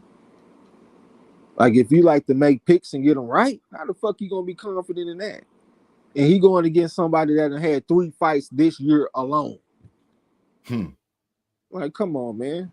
I'm gonna take him anyway. I might be coming back next week talking about me. I'm a dumbass. I knew I wasn't supposed to take that motherfucker coming off the layoff. I'm probably gonna be talking like that. I won't even be surprised, bro. I'm gonna come in this motherfucker. Man, I took this motherfucker coming off a 14-month layoff. But we gonna see. Yeah, we gonna see. This is one of those points. I guess we're gonna have to play the factors of what has this fighter given us to make you believe that he can pull something off. Well, he took a hell of a beating in his last loss. He came back. He still fight the same way, so I can't say he's scared. I know he got a chin. I know he got some heart. So it's gonna take Parker everything that Fury was able to pour on Wilder, plus some. That's my opinion. But the layoff, that's that thing right there, which has always caused us a problem when it came down to damn fighters that we want to ride with. They coming off the layoff and end up losing. Yep, and plus we got a PBC fighter in a cross-promotional fight. Or maybe not cross-promotion because PBC ain't got nothing to do with it. Yeah, they not even promoting it. Yeah, most of the time when we see a PBC fighter go outside of PBC, they get the ass whooped. So he got that working against him too. Just looking at recent history. Don't let this nigga come out telling me he gonna do it for the culture. I'm taking Oh man, why would you say that shit right there? to this day. I'm taking Parker. That nigga say that shit automatically. If he say it's for the culture, automatically just change my pick instantly. No matter even if I hadn't even put it in, just put MZ down, automatically Parker. Anything about some culture. Your dear baby say he 38. I can't believe I say it 34. I say it 34 proudly too. Like he 34. Like I'm messing that totally up. Yeah, he outside the prime now. Derek Betty say, Trey, you calling a fight this weekend? That shit is gonna be on the zone, I think, bro. You know, we don't call nothing on the zone. Cause they'll tell you. Yeah, to be honest with y'all, I don't think it's gonna be a whole bunch of fight calling going on. I mean, most of our shit came from Showtime. Them motherfuckers is out of commission. Might call some ESPN fights. I love Top Rank, so I wouldn't mind calling some ESPN cards like some Jared Anderson or something like that. But that shit definitely about to go down though. Like as far as the volume with the fight calls. We just gonna have to see who ends up scooping up the names. Once we realize about that shit being on the streaming device, man, I don't like calling fights off that shit.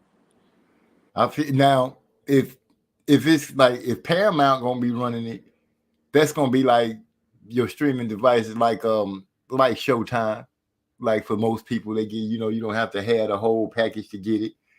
You can have that certain thing. The fights come on there. You can get fights from there. We just got to see who's gonna be feeding the fights to us, and then we once we realize who's gonna have the fights, somebody's gonna realize how to get the fights. Yeah. Yeah, if that shit on the app though, I ain't trying to call that shit. I hate fucking straining my eyes on them little ass devices and shit, trying to call it off a tablet or something, or call it off a phone or some shit. I just don't like that shit. I just make it come up on my TV. Yeah, I ain't got the type of TV though, nigga. I gotta work with what I got. Oh, And, okay. yeah, I ain't trying to strain my eyes on that shit. And then at the same time, I mean, really, man, like the fight call used to grow our channel, man. That shit don't even grow our channel no more. Nigga, I call a fight, nigga, we might get one new subscriber, maybe, if we lucky. You know what I'm saying? The game is so saturated with the shit, man. Every fucking channel do this shit. Fight hype call fights. Like It'd be so everybody do boring. this shit. You understand it. But they done took a nigga like my lane, like as far as building the channel. You know what I'm saying? Nigga, we've been stuck on 3.37 for a long time. Like our shit don't even grow no more. You know what I'm saying? Shit, y'all got y'all family in there though. Yeah, definitely appreciate y'all. Shit, I've been trying to put most of my energy off into the trivia here lately. Get our knowledge up around this motherfucker. I feel like that's a service that I owe to the subscribers. Like if y'all gonna fuck with us on the boxing, we need to have some knowledge. We need to know what's going on. I don't want the people that fuck with me looking like they a fish out of water when it comes to this shit. You know what I'm saying? So yeah, that's something that's important to me. So I've been putting a lot more energy into that. Well, let me ask the guys in chat. Gotta bring it up. Alicia Baumgartner calling out Claressa Shields. How y'all feel about it? She kind of, in my opinion, I'm gonna say, going off of the words that Alicia used, somebody for them to be tight, it's too easy for this all of a sudden becoming like this, you know. And I remember them talking when Alicia was getting ready to fight Michaela Mayer, and they were in the interview together. And I can't catch what Alicia said, but she said something which made Claressa look at her kind of sideways in the conversation. But then she kind of let it go. You know, I always felt like it was something there. And this conversation of them fighting and Alicia just being so vocal about it, I'm like, do you feel some kind of way? I understand, you know, you are undisputed, you know, and this and that, but are you trying to like make noise right now because you're trying to get back relevant because that failed drug test thing, you know, that hit kind of hard. Because you're talking about Shadeja Green and Michaela Mayer and Katie Taylor. She just all up and down. And Baumgartner don't strike me as the kind of girl that can gain all that kind of weight. She not one of those big frame girls like Claressa and the rest of those girls. That's what the women do though, man. The weight class really ain't much of a factor when it comes to them. Them motherfuckers want to make a fight, they gonna go out there and make that bitch, regardless of the weight class. Yeah, didn't even back in the day, didn't Christy Martin fight against Layla Ali? Look how much bigger Layla was than that girl, man. They don't give a damn about no weight classes.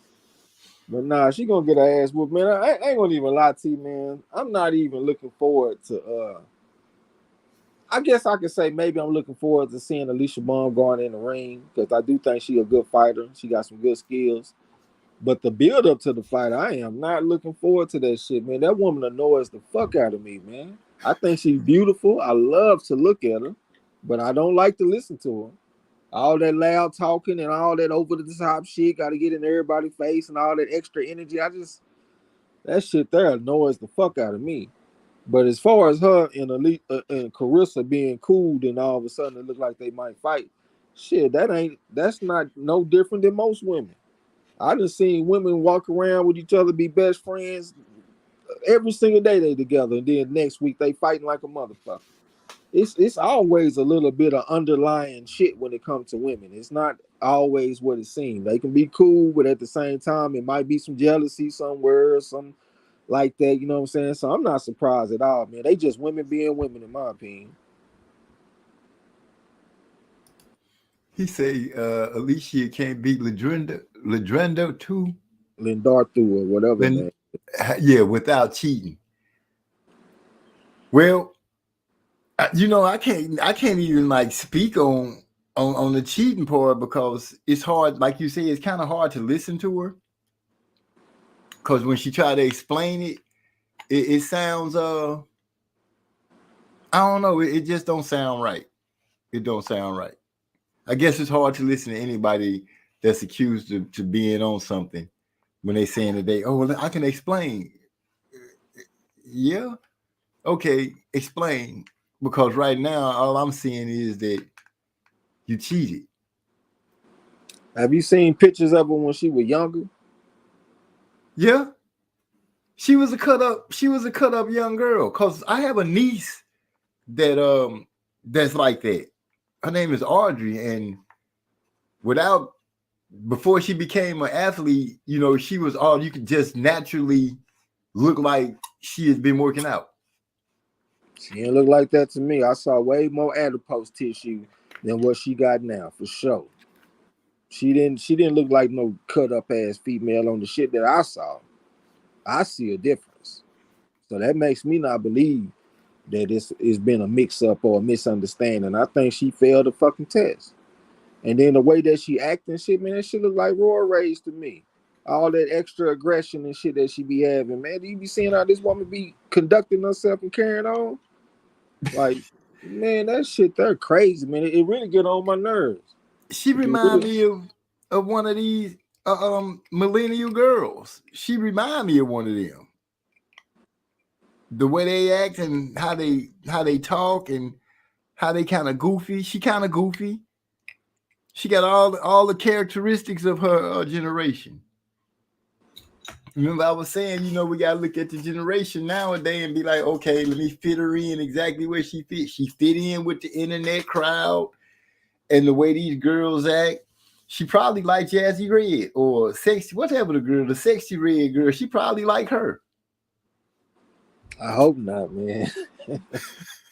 I'm just saying, you'd be surprised at the undercurrent of these youngsters are nowadays.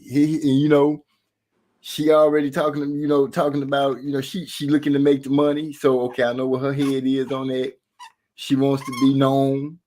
She wants that fame.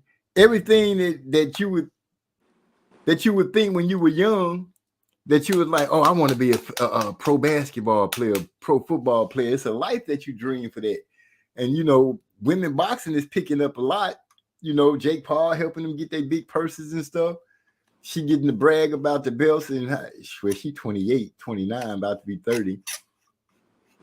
I think she's just trying to get her shine on, and she just acting that way. But she one of those youngsters, and I think she gonna be old, and she gonna still be loud and extra and tipping her nails together and stuff like she be doing.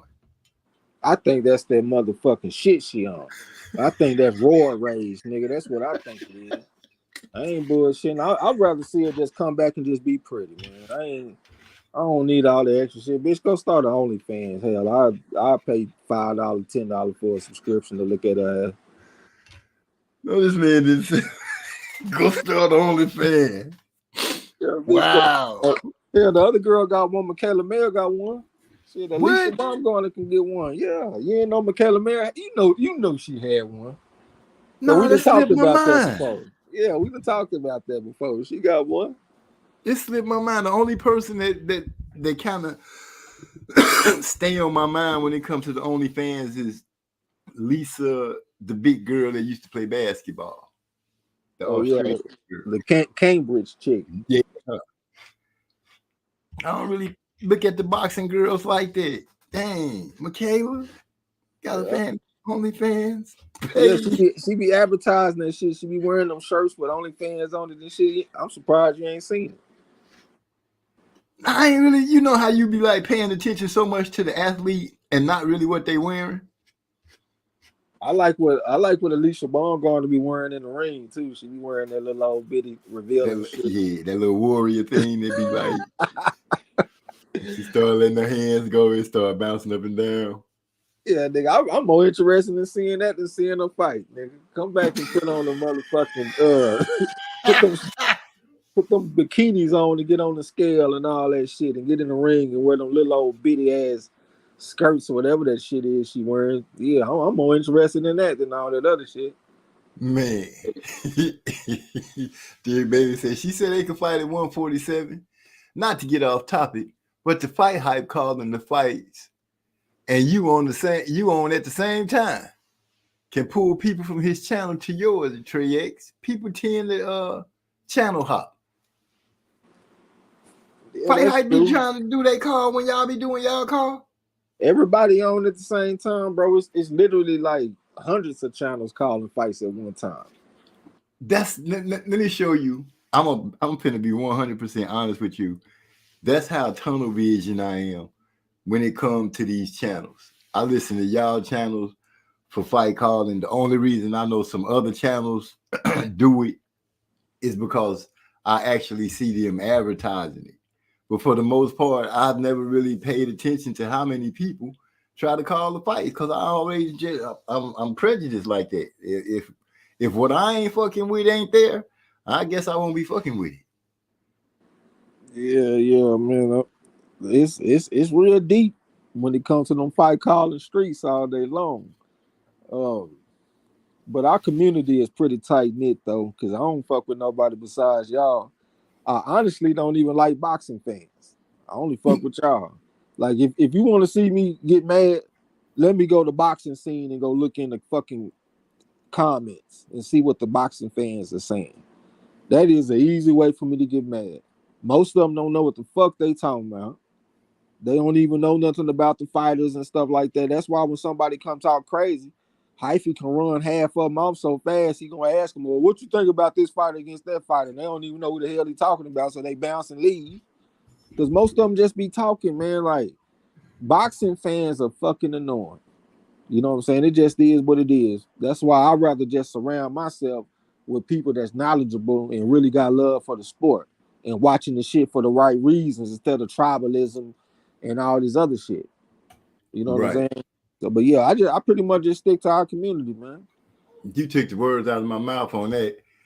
When that what was it, triple G person or double G person came over here, Hyphy was only like a pit bull. I was like, look at Hyphy go.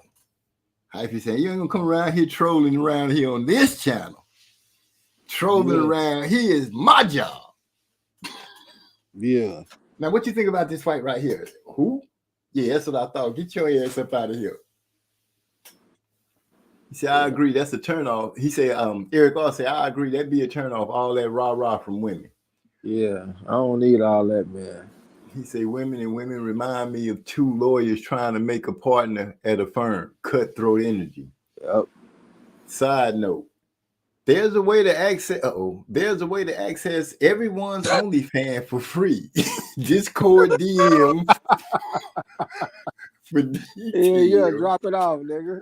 Shit, we gonna check out.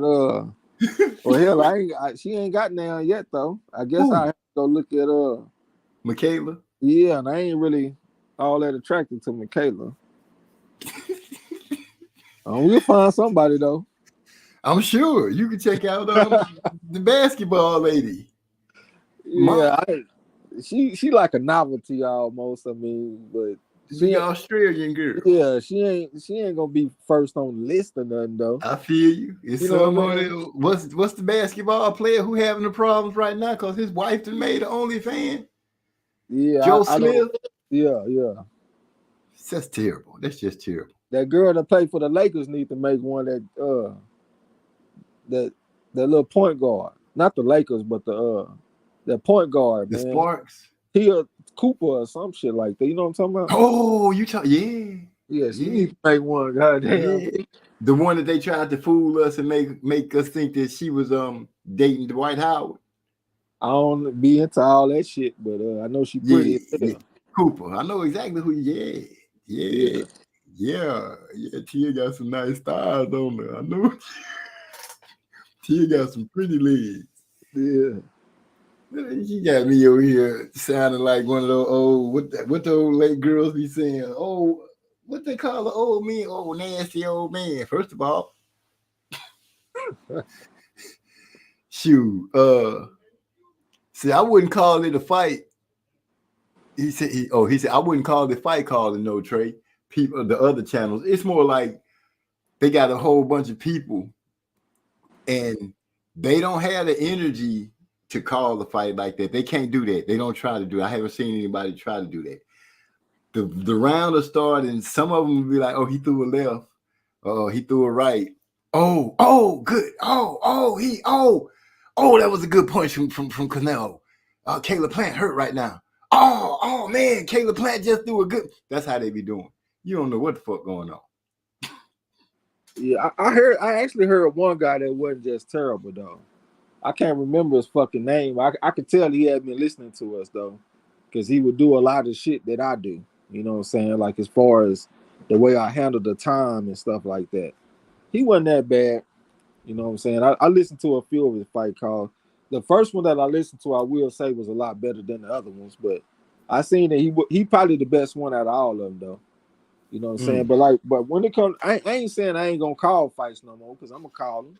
It's just that the motivation is different though. Because before it'd be like, all right, man, let's call this fight and let's grow the channel type shit. Now it's like, okay, let's call the fight for the fam. You know what I'm saying? And to be real, like when we do them type of live streams, I got to give up a little bit, like as far as my attention to the fights, because I'm reading the chat, I'm over here chopping it up with the people. I ain't really watching boxing. The shit is on the TV behind me, and I ain't watching none of it until the main event when I call the fight. So it's like I got to give up, you know, like some knowledge that I might get from the fight. Right. So that I actually enjoy just watching that shit. That should be fun. I like listening to their commentary. Sometimes you might learn something. I might. That's how I learned about Edwin De Los Santos' amateur background. I thought the motherfucker didn't have that much, and then they said he was 259-6, and that's how I learned about that shit. Even though more recently I saw something that said he only had like 120 fights. But I'm just saying, sometimes when I watch it, I'm learning shit. Yeah. So I actually do enjoy watching it. Well, with y'all 300, 3,000, whatever number you got, I can say that the people that mess with you on a regular, they gain a lot from it. Y'all haven't strayed from y'all values on it. Y'all haven't started doing the gossip thing or any of that stuff right there, which is, for me, way better than having to listen to a whole bunch of nonsensical gossip that don't even have anything to do with the fight. A lot of time people getting personal with the fighters or getting personal about their life. And I'm like, dude, you're on YouTube. It really started as a pretend thing for everybody to pretend they're reporters or pretend they some kind of personality. Just have fun with it. A lot of them that got real serious and it's their life now. I appreciate the way y'all do it and keep it rolling. Yeah, anything I do, I'm always gonna try to do it for the right reason. You know what I'm saying? So I ain't gonna bend and change into a whole nother motherfucker. Nigga, I'll crawl back under the damn rock I came from before I do that. You know what I'm saying? So what you see is what you get, nigga. It's gonna always be like that. You ain't gonna never come through and be like, damn, what happened to these niggas? Right. Like, that ain't gonna never happen. So if I'm calling fights, nigga, I'm gonna call them for the right reason because I want to do it for the fam. Because people like to hear it, you know what I'm saying? So I'm gonna do it for the fam. Or otherwise, I'm gonna put my heart and my soul into this trivia and shit like we've been doing. You know what I'm saying? But whatever it is, I'm gonna do it for the right reason. Right. The boy Eric say Ellie Brooke. I guess that's a only fan you can look up. Hyphy say Trey be like, let me go look up Amanda Nunes first. I'll go look her up too. I will go look up Amanda Nunes. I mean, you can, but I ain't though, nigga. You can have that one. I will go look up. Let me go see what she look like. Yeah, I'm cool on that one. I mean, I wouldn't look up. Damn, you just make it like she just trashed out. Amanda Nunes, brother. That's the girl. That's the one that beat up old girl in the UFC. She don't even like guys. She wear men clothes and shit. Like, fuck out of here. She ain't got to like a guy. I'm cool on that, bro. Let me see. Speaking fast without tongue twisting is a skill. Another skill is memorizing the punch numbers and being able to call them as soon as the punch is thrown. Not easy at all. I have You know called what? myself tried it. That shit actually easier than calling punches. Like if I could, I would just say numbers. You know what I'm saying? But I know most people don't know that shit, so I still got to, say like jab, right hand, came back with the hook and all that kind of stuff. But if I could just go straight numbers, nigga, that actually easier. Yeah, we be in that motherfucker. Like, what the hell is 163? What is that Yeah, type shit? I used to have it in there, like I say, hit him with the fold, and that's the looper right hand for those that don't know and all that kind of shit. I ain't been. That's something else too. Like I could tell, like in some ways I improved because like I'm more accurate with the punches than I used to be. I used to always try to be accurate, but I fuck up from time to time. I don't fuck up as much as I used to. But as far as like the more witty, creative type of shit that I used to have off in the commentary, that didn't actually dwindle. I could tell that, and the reason is because I put so much focus on trying to be accurate. You see what I'm saying? So it's kind of like a trade-off that I done had. Yeah, because we kind of missed the raggedy as a roach. Oh, I still say shit like that, but I don't say the other stuff that I used to say as much. You know Yeah. He said, sis in the house, Almond Brown 09 and fell in. She said, y'all are funny. My Amazon Angel in the building. She going against Yasa this weekend. Okay. Clash of the Titans. The Boogeyman going against the Boogie Woman. She's still in the top 10. Yasa in the top 10 holding it down. I really should be ashamed of myself for even being up here talking boxing. I'm in fucking 14th place. I've been trash. I'm talking about the last 2 weeks have been embarrassing. Like I done been in the fucking, I think I was in the 40s or some shit last week. And then, the week before, and then this past week, I was like in the 20s. I don't even deserve to even talk boxing. Like Nick Harmon came through and said some comments and shit. And I said what's up to him and wished him good luck on getting his 3rd championship. Then the current champion came through, Uncle Burnt Apostrophe, and they came and they was talking. I didn't even feel like I deserved to be in there talking. I got my ass up out of there and quit talking because I think I'm proving that I'm like at least a tier or 2 below them. Like I can't even get in the top 10 good no more. Like I used to get up there top 5, be up there number 2, maybe competing for a championship, nigga. It's hard for me to even be number 10. Trash. What you say? They came in and flexed their jewelry on you. You looking at your jewelry like, oh man, I gotta go shine this shit up. Yeah, I just didn't even feel like I deserved to even be chopping it up with them motherfuckers, man. These niggas is performing. You know what I'm saying? I ain't performed in a while. Like, bro, being number 10 is like hard for me right now. You know what I'm saying? So I got to get my shit together and come back with something, man. I don't like letting my team down. I hate that motherfucking feeling. People come and listen to me talk boxing, and then I go out there and go get my ass drugged in the river on the damn Champ Ross. Almond Brown, this her first season in this shit. She kicking my ass. She don't even know nothing about boxing like that. They taking knowledge from the teacher and applying it. And it's working for them. Yasa over there whooping ass. I'm like, man, come on, man. I can't even get number 10.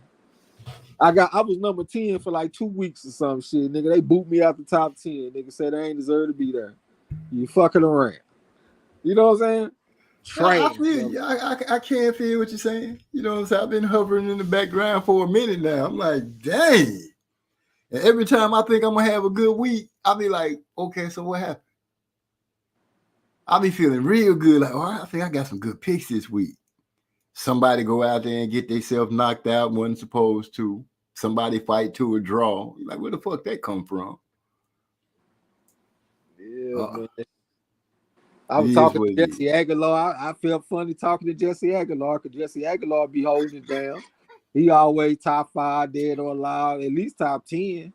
Me and him was talking about some bets that we've been making and shit because he like to bet on the fights like we do. Okay. You know what I'm saying? I felt funny talking to that motherfucker. But one thing I will say though is that I keep it 100 on whatever that's going on. I was actually talking to one of my friends, this Mexican dude. We call him Mexican Mike, as a matter of fact. He gamble like a motherfucker. He the biggest gambler I ever seen in my life. That man go lose 7,000 and you wouldn't even know it. He's still the nicest guy that you ever see, holding doors open for old people and all kind of shit. And he just lost 7,000. But he was talking about how like gamblers, they'll talk about their wins, but they don't talk about their losses. I'm like, nigga, I'm the opposite. I'm gonna tell you about my wins and my losses. I was talking to Jesse Aguilar. I told him about the fights we got, White. We got Tervel Pulev by decision at plus 160. We got the Jukin Bayev by decision at minus 152. And it seemed like it was one more that we got. I just can't think of what the fuck it was. Oh, yeah, we got the Sam Goodman fight going over 7.5 rounds at minus 115. So we made a little money last week. But we lost with Shadasia Green, minus 175. And we also lost with the mole.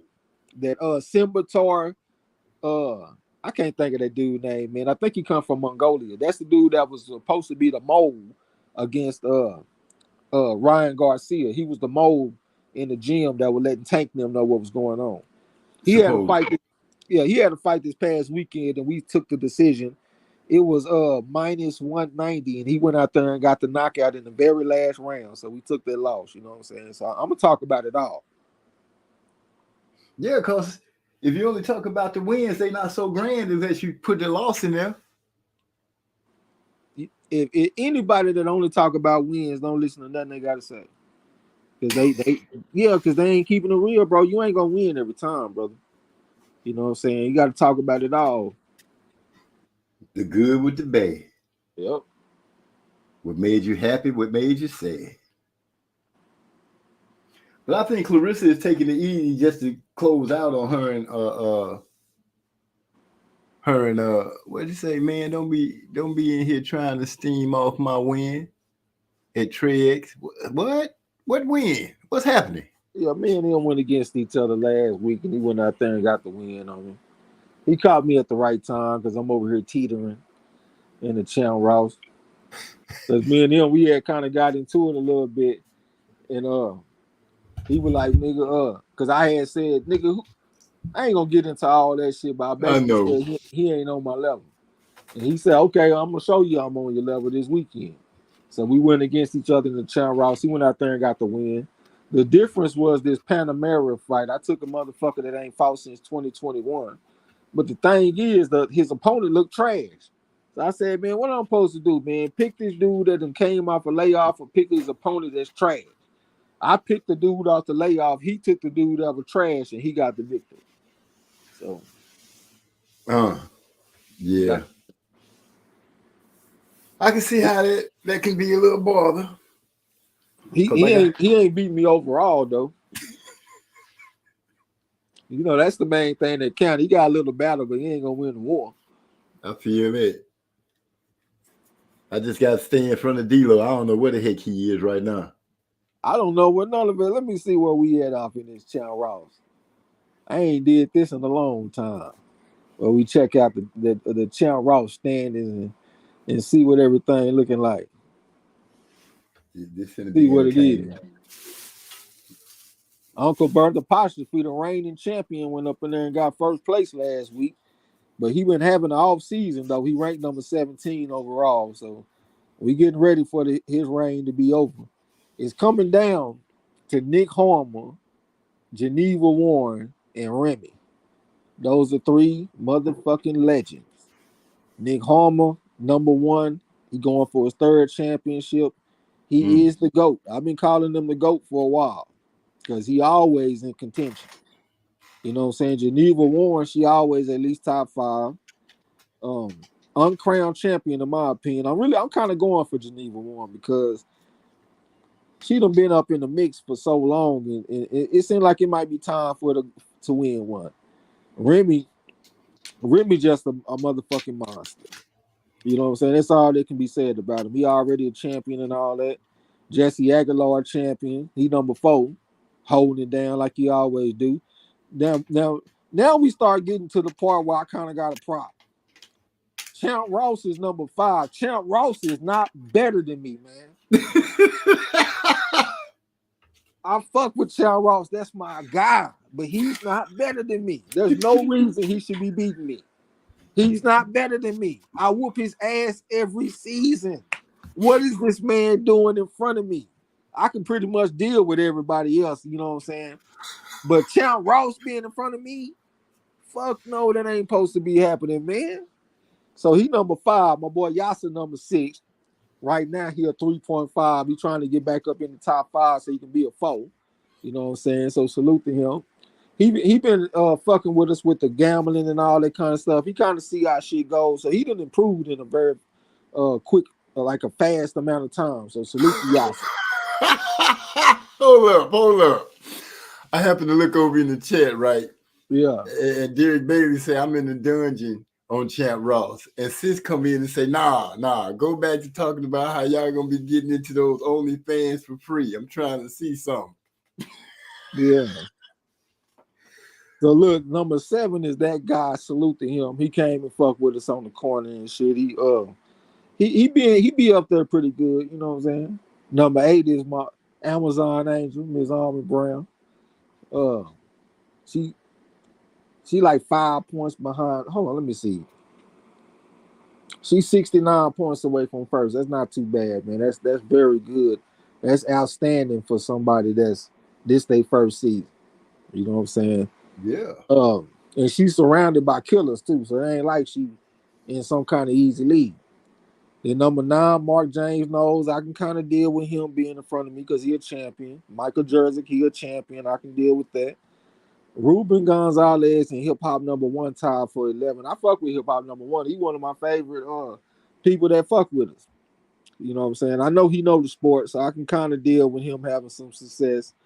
But Chow Ross, Chow Ross ain't supposed to be beating me, man. Fuck no, Chow Ross is not supposed to be beating me. So then we got Ernest Johnson, whoever that is. I just seen him a few times. And then I'm number 14, looking like a goddamn clown. And then look, the difference between me at 14 and number 13 is 24 fucking points, man. You know what I'm saying? Yeah, it'd be Trash. a little number that you be like, Trash. Really? Yeah, that's trash, man. And then Joe Stunner and Chris Lake. Chris Lake is a champion too. He pretty good. Gil Cole's number 18. He ain't supposed to be that close to me. I'm supposed to put some yonder on Gil Cole's, man. How the fuck I'm letting Gil Cole's hang around with me? Fuck no, Gil Cole's ain't supposed to be nowhere close to me, man. D-Lo number 20. He been camped out around number 20 for a pretty consistent amount of time and shit. We gonna D-Lo need to be doing better than that, just like me. You know what I'm saying? D-Lo know too much about boxing to be fucking 20. You number 22, so we need you to make a move. You said that you want to be in front of D-Lo. D-Lo beat Yeah, you just made me aware of that. Toby Bartlett number 23, he pretty good. Eric R number 24. So he top 25 this season. Big E Ernest Davis, he is number 27, but he is number 1 in the decision category. He tied for number 1 with Remy. Chow Ross told me to tell him that he need to just pick all decisions this week. Fuck trying to get the points, just go out there and try to win this category so he can win the prize money. I've been meaning to tell him. I forgot to tell him though. I'm gonna tell him, bro. You know you got this. Let me go ahead. He gonna be crunk. Yeah. So then, who else we got? Derek Bailey, he number 34, tied with Rod X. Derek Bailey a goddamn 3.5. Man, we need to see you make a move. OG, Derek Bailey. And then we go down. J1 Pro in the house. J1 Pro salute. He in dead last because he only did 1 week, I think. Marlon number 54. That's about it, man. Dang. J1 Pro said, what is the OnlyFans? Armin Brown said, I'm trying to figure that out too. Yeah. He said, I thought Janine this fighter named Alicia Baum going there. I was saying that Instead of fighting, she might as well go start her OnlyFans channel. And that's when Hyphy said what he said. We just off here talking shit. She ain't got no OnlyFans. Yeah, we just being silly. Yeah, because Hyphy said that he got the free OnlyFans shit going on. I don't even know who the fuck I look up on OnlyFans. I ain't trying to see no Cambridge, Liz Cambridge. I ain't trying to look at her. I ain't trying to look at Michaela Mayer. I ain't, man. Hell no.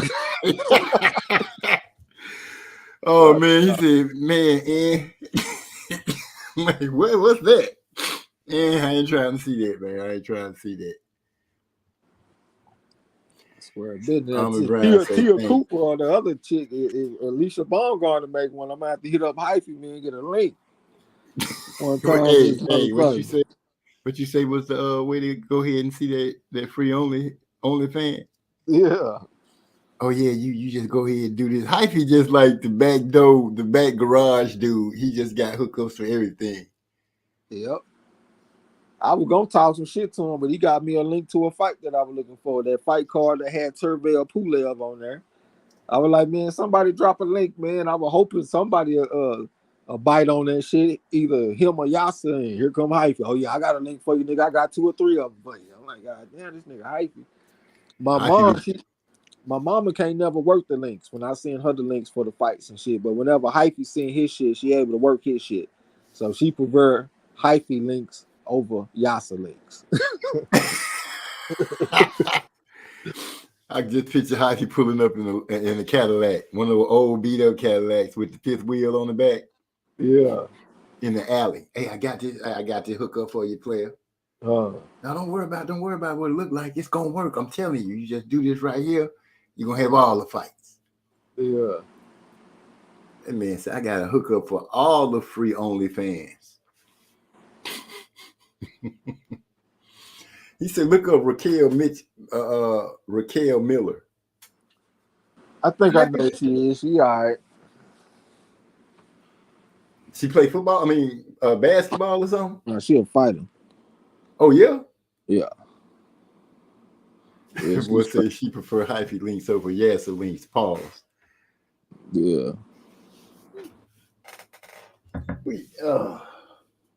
So you about ready for Christmas right around the corner? You and your family gonna do something big? You got some little nephews and nieces? Man, I got one nephew. That motherfucker live in another state. But I'm gonna spend some time with my family though. Yeah, it's gonna be a good year. My granddaughters are real mobile now. They talking, all of them talking, so I can understand everybody. It's gonna be a beautiful thing. Eric, I say the Block family dominating the top 30. That's one way to look at it. Man. We need to be dominating top 10, man. That's what we need to be doing. I can't say shit. I can't even get in the top 10. I kind of know where I'm going wrong, though. With it? Yeah, I know where I'm going wrong because the fighters coming off the layoffs and shit, I keep on giving them a chance to go the distance. And these motherfuckers coming off layoffs getting knocked out. And over time, that shit it's been adding up on me. So that's an adjustment I'm gonna make going into next season. I'm gonna be more aggressive with the knockouts, especially if a guy coming off a layoff going against a power puncher. Yeah, it's gonna be hard to stay upright. You've been chilling on the couch for 9 months, 10 months, 11 months, and you coming out here, this dude fresh. He just knocked somebody out last month, and now here he is gonna run in and do it again. Yeah, and the guys that I be picking like to give them a chance to go the distance, they be having deep amateur backgrounds. Because like what I noticed in boxing, it's hard to knock out a guy with a deep amateur background. But when you add that layoff into the mix, the knockouts increase. So I got to account for that. Okay. Hyphy says Stan Jonas the most unlucky current boxer. What do you mean by unlucky? All his big fights been falling through. He coming somebody get hurt or something. He been supposed to fight Virgil Ortiz, and he keep on being sick with that shit he got. And then so Stan Jonas is basically coming off involuntary layoff. He ain't fought damn near 2 years. I know that Raza Butayev is his last fight, and that motherfucker, he fought after 19 months of being laid off. So the layoff is 19 months and counting. Hell, it might be 20, 21 months by now. So it's just bad luck because this is not something he doing. He is putting himself in position to have fights, but the fights are falling through. I think maybe one of the fights fell through because of him. I think it might have been one. But outside of that, it ain't been on him. You know what I'm saying? So it's like he having bad luck. Dang. Yeah, I guess it would make him one of the most unlucky current boxers right now, Hyphy. Eric R say OnlyFans is like Jake Paul and YouTube of the adult filming. Okay. Shit, I had made this post on Discord, Jake Paul. They say he about to start mentoring the United States Olympic team. And that shit there is just crazy to me. Like, how the fuck is Jake Paul gonna mentor the goddamn Olympic team? What the fuck he gonna teach you?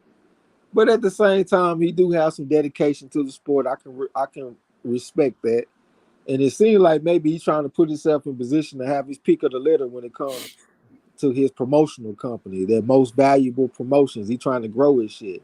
So he going to the Olympic team so he can get that fresh talent coming out the Olympics, you know what I'm saying? But just to say that he is mentoring them, I don't see how the fuck Jake Paul is going to mentor the damn Olympic team. That don't make sense to me. They really don't. Nigga, I'm on the Olympic team. What the fuck Jake Paul gonna teach me, man? How to make that money. Yeah, I guess he can put me in position to make some money outside the Olympics, but I'm saying going into the Olympics with my mind on the medal, my mind ain't even on money right now. What the hell he gonna teach me? Nothing. It's a feel-good story. He coming in there to recruit. That's what I thought he was going to do. I thought he was going in there to recruit. I didn't really pay any attention to him supposedly mentoring because I don't see him in that role. I see him in there trying to recruit so he can get some names up under his promotional banner because as good as Amanda, is that right? Serrano is doing, she on the other side of 35. She been through some battles. It ain't like he gonna be able to milk her for too much longer. So he gonna have to start looking for some new talent. And where best to go look for it is fresh coming, getting ready to come right into the pros. If so, that's what they be, is the Olympics. One thing I will say, he said he want to put some effort into building up the amateur program. So, you know, he talking like that, nigga. He speaking my language. You know what I'm saying? So, whatever he done set out to do, he done so far. I mean, he doing his thing in his own career. Just went out there and got a first round knockout over a professional fighter. Yeah, it was real basic. Don't get me wrong. He threw it from too far away against a better fighter. That shit might backfire on his ass. And he stayed on the line after he threw the uppercut too. Like he sat there to admire his work. He ain't hit him with the uppercut and get off to the side of the ankle. You know what I'm saying? He hit him with the uppercut and stayed right there. But you know, with the women and shit, he done helped the women fighters, and now he say he want to put some energy into the amateur fighters, like building up the program. So shit, he said that, man. I'm for it, man. I'm a Jake Paul fan.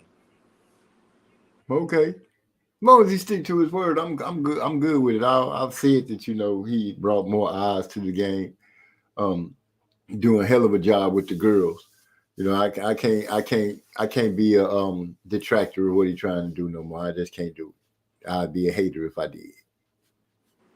And boy, Eric also said, I look at Miller as being inactive compared to Du Bois, but I seen he did have a fight this year. And J1 Pro said Jake Paul would be a better teacher who needs to be. Still past the man comment. We ain't even comment on it. About Miller? They're talking about, yeah, Miller and Dubois. That's a fight that's this weekend. We could pick a winner and all that shit. Who did Miller fight? Huh? Who did Miller fight? I don't know who the fuck he fought, but I know he got him a little tune up though. He going into this fight with the bar. The bar got a little amateur background, 69-6, even though he ain't fight nobody as an amateur. But that motherfucker, Big Baby come from kickboxing for fuck's sake. Yeah. He ain't even got no amateur background. They got old boy as the favorite though, Dubois. They got him as a sizable favorite, like maybe like a 3.75 to 1 favorite or something like that. But I think that Miller got a chance to beat this motherfucker because he just seemed like he got the temperament. Dubois seemed like a friendly ass dude. He ain't got no chin at all. Yeah, Dubois, he got dropped against Kevin Lorena, and Kevin Lorena got a 48% knockout percentage. And he was getting hurt against this guy. Miller can definitely hurt him. Even though he don't hit that hard, he can hurt him. And he a lot bigger than Dubois too. If he go bring that physicality, I think he can hurt Dubois.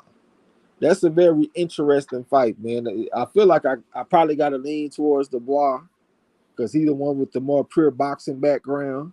But I won't be surprised if Miller go out there and get the upset.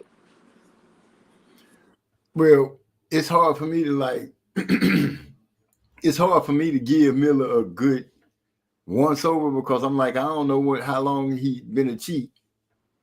Because I know at one point he would let his hands go and he threw a lot of punches in fights. One of the things that they talked about was how he didn't get tired because he lets his punches go so much. Is he still able to do that? And if so, how would Dubois deal with that? Because I kind of see Miller as being a pressure fighter, especially using his weight. But he does well. I think he still likes to let his hands go, so I think they can be privy to against Dubois. The last two drug cheats I seen fight got the win. What's the name of that guy that went out there and fought? That Ali motherfucker, man, the one that looked like Trinidad. I can't think of his first name, but I know exactly who you're talking about. Ah, damn, man, what the fuck is that dude's name, man? He just went out there and fought that motherfucker. I can't even think of his opponent name. Lipinets. He just beat Lipinets. Yeah. God damn, I can't think of his name, but he got the win.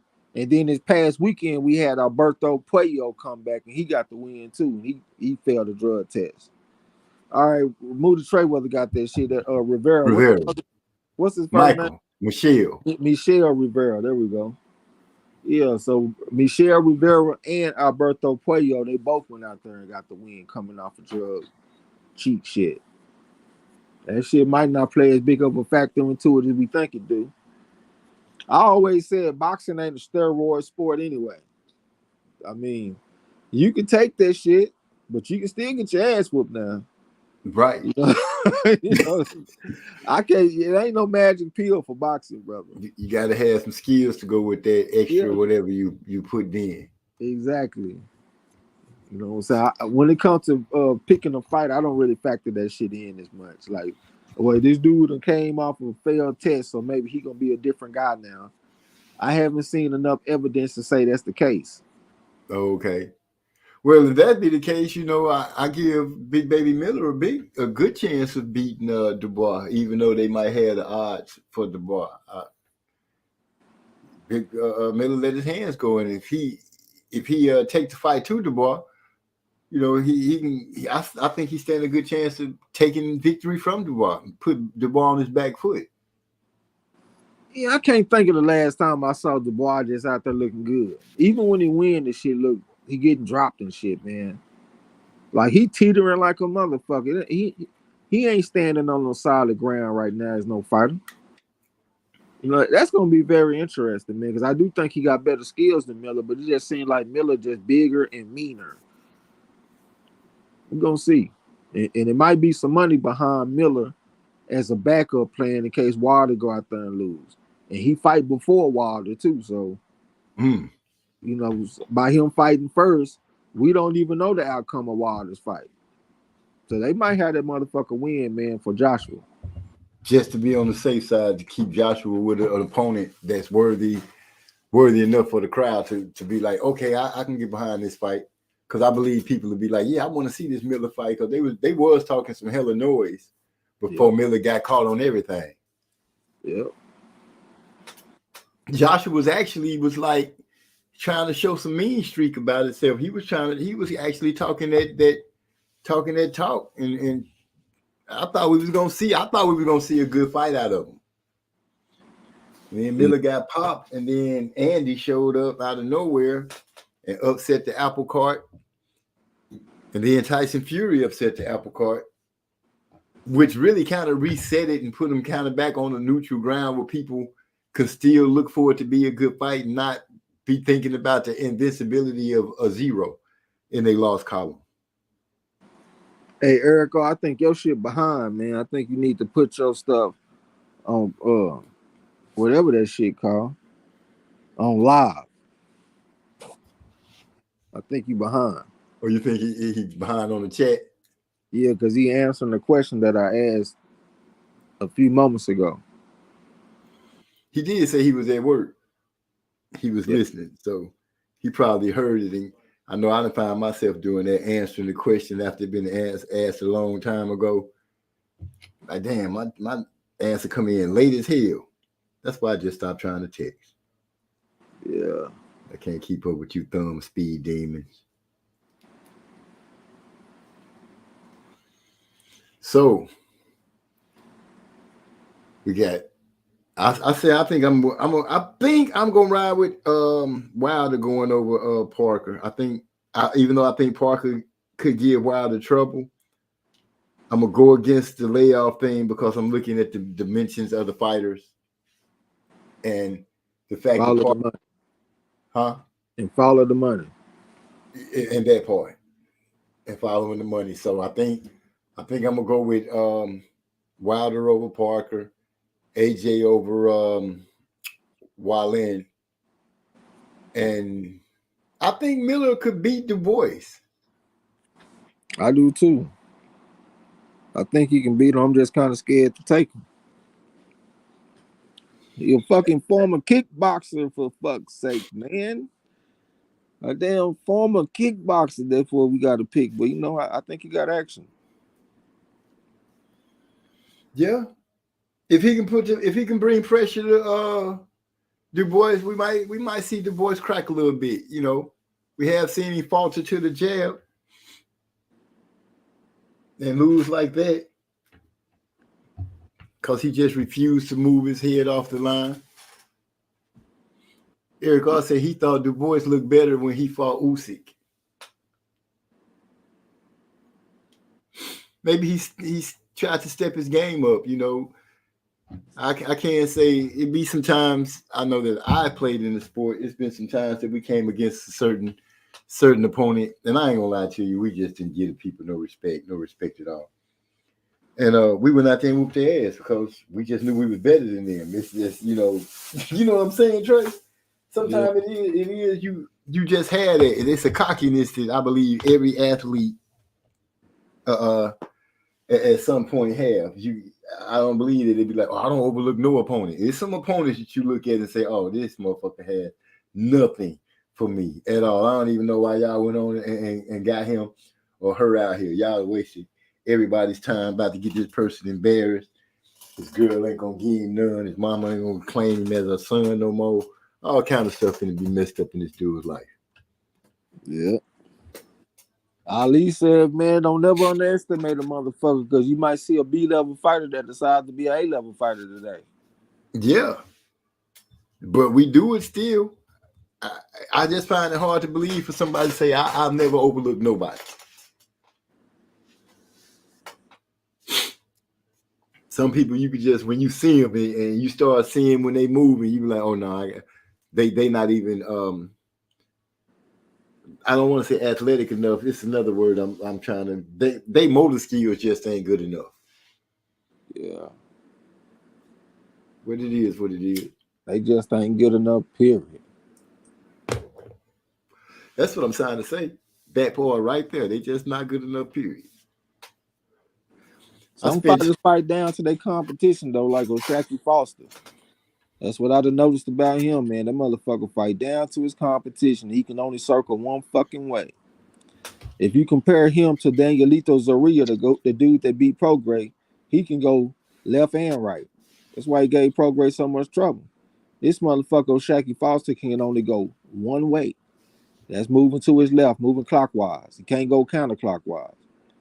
And he, like I said, he fight down to his competition. He one of them guys that's kind of frustrating for me to watch. Got a lot of talent, but at the same time, I'm not sure if I see like a fighter that can do everything. Maybe he's not processing fast enough. If the man could just move to his right, I understand. Like if you're an orthodox fighter, you're gonna move towards your jab hand. But it's good to be able to go left and right though, man, because you don't want to be predictable. That last fight he had, I think he could have made that a lot easier if he was able to go left and right instead of just being so predictable. And going one way can end up getting you get a trainer that's going to teach his boy, look, this is the only way he going to go, so you can run him into a lot of things. Yep. A lot of things. Now that I look at it becoming deeper into it as a fan, boxing's hard. Oh, yeah. That's the hardest sport. Well, maybe not harder than MMA. I don't know, man, because it's shit off in boxing to me that make it harder than MMA. Like, MMA fighters, them motherfuckers ain't going 12, 15 rounds like they used to back in the day. These motherfuckers fight 5 rounds, even though they 5 minutes. But I just think just that stamina part of it is just different. Like, it ain't no time y'all gonna be on the floor. Like, you gonna be on your feet the whole time. But I think boxing is the hardest sport, man, because not only are you getting tired, you're taking damage. That shit is tough. You know what I'm saying? Yeah. Shoot, yeah. He said, I'm leaning toward Nova over Foster for what it's worth, but still on the fence. I'm going to catch the replay at work in the AM. Peace. All right, old school. Adilo 404. Ain't too bad. You got a man that's 167-11 going against somebody that's 94-12, so I don't think that's too far-fetched. And like I said, Foster fight down to his competition, even though that won't be the case for this fight. But I think that Nova got action. Eric Arce, how would you have liked Foster versus Colbert before this last outing? I don't know. Colbert, the dude that he just fought, I feel like he brought something different toward Colbert. And that knockdown from the first fight, I think it might have a lingering effect. Not to mention, I don't think he's wholeheartedly in boxing like that. When he gave that interview and talked about being set up and leaving the game early, all that kind of stuff, it makes you look at him different. He said MMA is on. Colbert like to do a lot of switching and all that kind of shit, man. I be kind of secretly rooting for all these switch hitting motherfuckers to get to lose. I'm tired of looking at it. Like, goddamn, everything got to be a fad. Crawford do this shit, now everybody got to do it.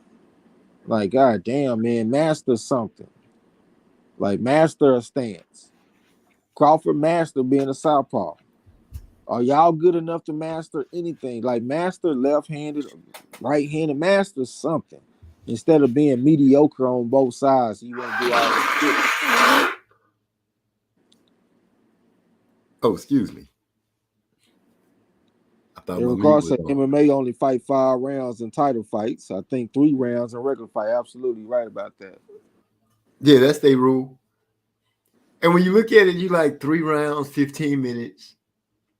Compared to just a 10-round fight, 30 minutes. Yeah, that's a whole nother fight. Yeah. That's basically 3 MMA fights. Yeah, 3 MMA fights, just the regular fights, non-title fights, nigga, that's 27 minutes. And that's 1 boxing match. And everything is targeted at your vital areas on your body. Ain't nobody kicking legs over here. Like, nigga, it's head shots, liver shots, kidney shots sometimes if a motherfucker kind of dirty, floating ribs, going to your spleen. Back in the day, they used to hit you in the heart. Motherfucker aim for your clavicle. If you're lucky, they might aim for your shoulders. You might get like a Canelo against Callum Smith fight where he turned his arm up, try to disarm the man, literally. But they just aiming at parts of your body that'll fuck you up all the time. MMA is tough too. Don't get me wrong. They got the elbows and the knees. That's tough. And certain kicks, like them hot kicks and shit, they'll fuck you up. But it's kind of merciful though. It's a little bit easier to take one hard shot and be out of there than take a lot of medium shots and have to go 12 rounds. Accumulating the damage. Hell yeah, that's why they old fighters, they talk and act normal.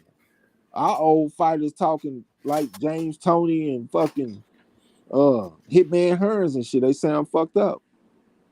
Because I think it's more taxing on your brain and on your body. I'm about to jump off the OG. I got to put my shit on the charger, man. My shit about to go dead. All right. I appreciate you letting me get on the panel, man. Man, I appreciate you coming through. Salute to everybody in the chat and shit, man. I'm going to be in the chat, though. I just got to put my phone on the charger. All right. All right. And speaking about the MMA, I just happened to be watching a bunch of knockouts last night. Just lady knockouts. And I saw some beautiful knockouts, some boxing and MMA. And I'm talking about from standing up, spinning elbows. I don't even know what you call the other one where you spin around and you extend your arm, but they was knocking folks clean out. He said, Eric Ross say boxing isn't a copycat sport. No, it is not. But MMA isn't a copycat sport either. I guess you can't play either one of those when you really look at it. You can end up getting your arm broke or your leg broken in MMA, not tapping out of stuff, getting choked out. But I guess when you think about the pure brutality of it, boxing is the most brutal when it comes to it because so many shots are aimed at the head and other spots on your body that can be hurt. So yeah, Trey X made great points on that. He said, take a little here or there, but not the whole style. Everybody saying salute to my boy going taking his layout. So yeah, I was tripping on Clarissa, and well, not so much as Clarissa because she's trying to like not really take it so much, but Alicia Baumgartner, she's starting to be like a little fly right now. She's starting to buzz around. And like I said, I think she's making noise because she's trying to get back in the spotlight. She hasn't been in the ring in a minute since her last fight. You know, her name hasn't been called. People haven't been darlinging her as much. So I think she's trying to get a little shine back on however she can. Like I said, she's saying it's all business, nothing personal. But I got a feeling it's a little personal in there hidden away. But, you know, I'm not going to push that issue. I'm just going to leave it alone and say what I saw in the last interview that they had. I'm looking for Anthony Joshua, like I said, to take out Otto Wallin in their battle. I'm kind of leaning toward Big Baby Miller to beat Du Bois, but, you know, some of y'all might not feel me on it. But I just got a feeling he could pull it off. I'm not going to say I'm going to pull the trigger on it right away, but I am leaning toward him. I think Wilder will be able to pull his off. And it'll be strictly more to the fault of Parker not getting out the way or being able to accomplish a certain thing in his game plan. And I think that'll just play to Wilder. You know, he liked to lay back and try to wait for that perfect shot. And I think at some point Parker's going to give it to him, and we'll get some great knockout, and we'll be moving on to the next level and seeing what happens next. No need to get excited about Wilder or Joshua, because 9 times out of 10, if it's a belt for them to be had, Joshua will probably get the pick to go after that belt first and not worry about trying to fight Wilder. I think he'll wait to fight Wilder at the least dangerous moment or dangerous point that he think Wilder can be at. Eric Law said, I like that she did call her out. This is boxing. These guys shouldn't be so offended. I don't think anybody's offended by it. I think, you know, it's a good thing. Like I said, I think Alicia is doing it because, you know, the turn that she had with failing the drug test. But she would have to jump all the way up to 47, and Clarissa, I think 47 would be the smallest she's ever attempted to go. So, you know, it could be some issues to come out of it, you know. Bumgarner talking about that she could stop Clarissa. Say she's more skilled than Clarissa. You know, she talking the talk.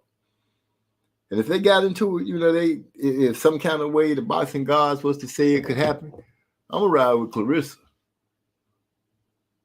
I ain't gonna even lie to you, Eric. I'm gonna ride with Clarissa. I think Clarissa will take Bumgarner.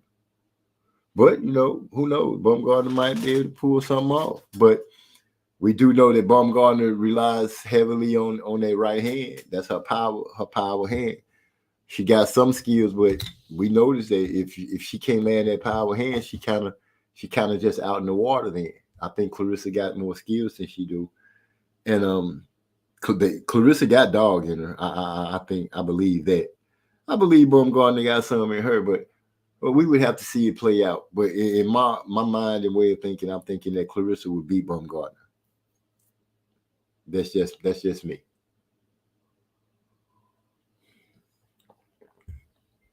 Eric also say Clarissa seemed taken back. Some might even say hurt in her response.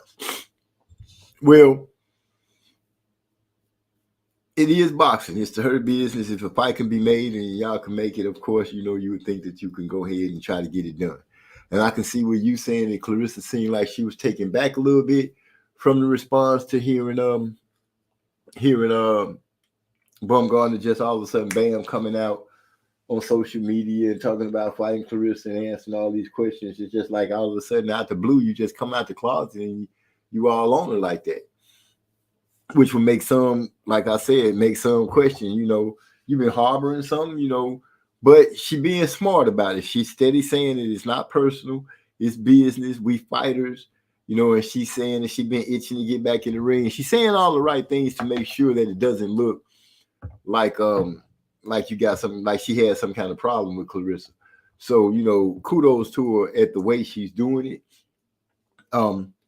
Perfect timing, if you ask me, you know, with the Clarissa getting knocked down by the guy boxer, by Clarissa being so vocal about getting in the ring and whooping the guy, whooping somebody, you know, she's still talking about whooping Rolly.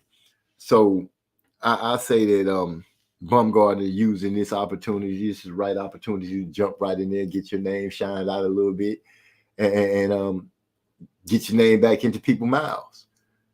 Without, you know, she's probably hoping that this will get people talking about her again, without bringing up the drug cheat thing. Joseph Brown in the house. Salute MZ. Your boy got his license today. On you next. Yeah, it's on me next. Man, congratulations. You know, me and Joseph Brown got some things that we're doing together behind the scenes that will help community and help brothers and sisters. So, you know, he got his license in it today. So congratulations to you on that, bro. I'm proud of you and happy for you. Congratulations. Congratulations.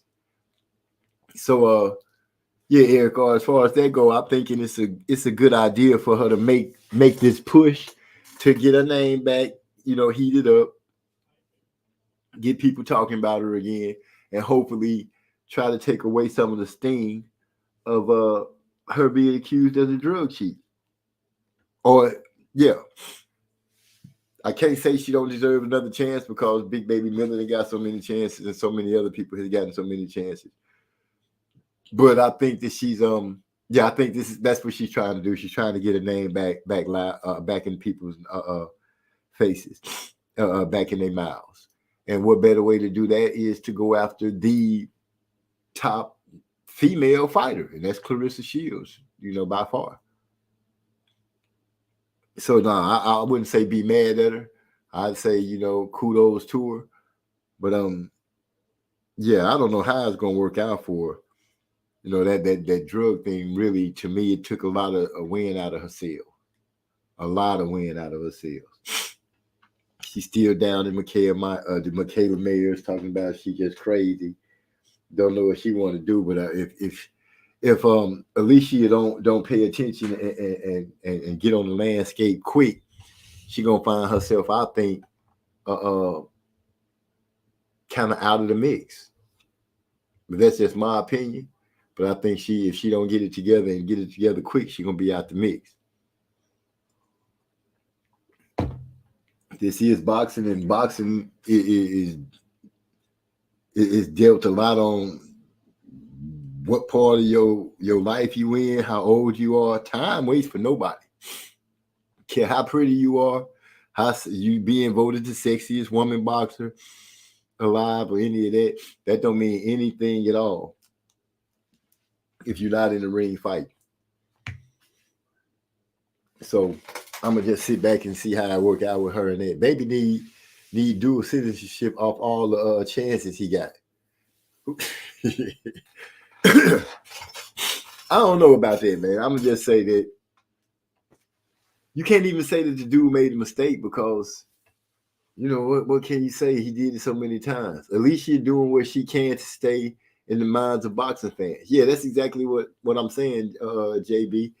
That, you know, she got to do something, because she's not in the ring no time soon. I think she said she should be fighting next year in 2024, which is a long spread from the last time she's been in the ring. And like I said, she got that dark cloud floating over. The last thing people remember about her is being caught dirty.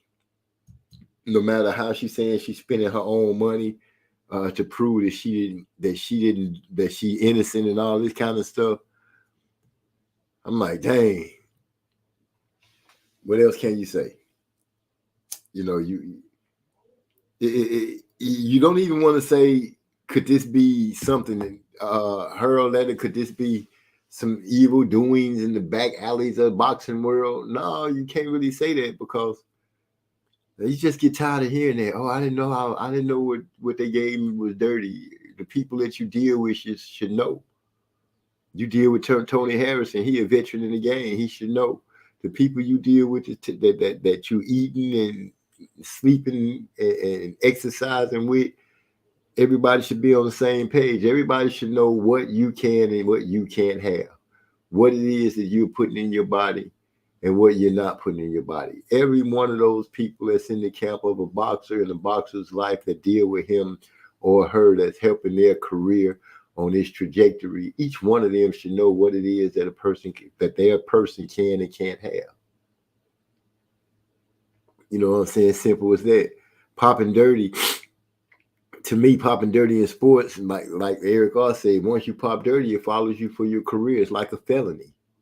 It ain't going nowhere. Once you dirty, somebody can always look and say, oh, gotta watch them, they'll cheat.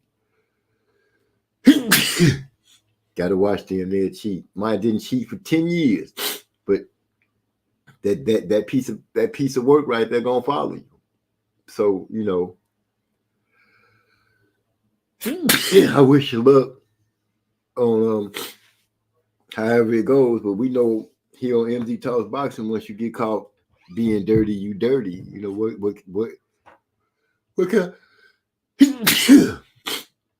what can I say good about you? You know, I like her, but other than that, you know, I'm really not checking to see her step in the ring with nobody. I just dang, I'm just having a sneezing attack.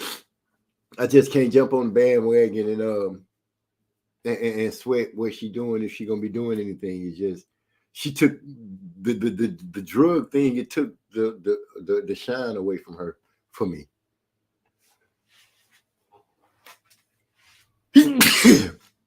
And once the shine is gone, it's hard for me to say, oh, I want to be a fan of that, or I can, you know, it's just hard to mess with it after that. You know, I hope y'all understand what I'm saying. She's just not somebody that I'm gonna be like, oh, I'm ready to go watch her fight, regardless of who she getting ready to fight or who she be getting ready to fight. I would have to really like that person too. I wouldn't just boycott a fight. I'm just saying I wouldn't be in a rush to go see her. We're 11:51. Y'all know I got to go in tomorrow. I appreciate you all coming through and chilling with me. I'm going to go ahead and close it down. Go ahead and put my feet up. It's the 19th. We got 6 days until Christmas. I hope you guys all have a great time. You and your families have a great time, and everybody is healthy. With that, I'm going to say I'm out. Peace, and I appreciate you stopping through.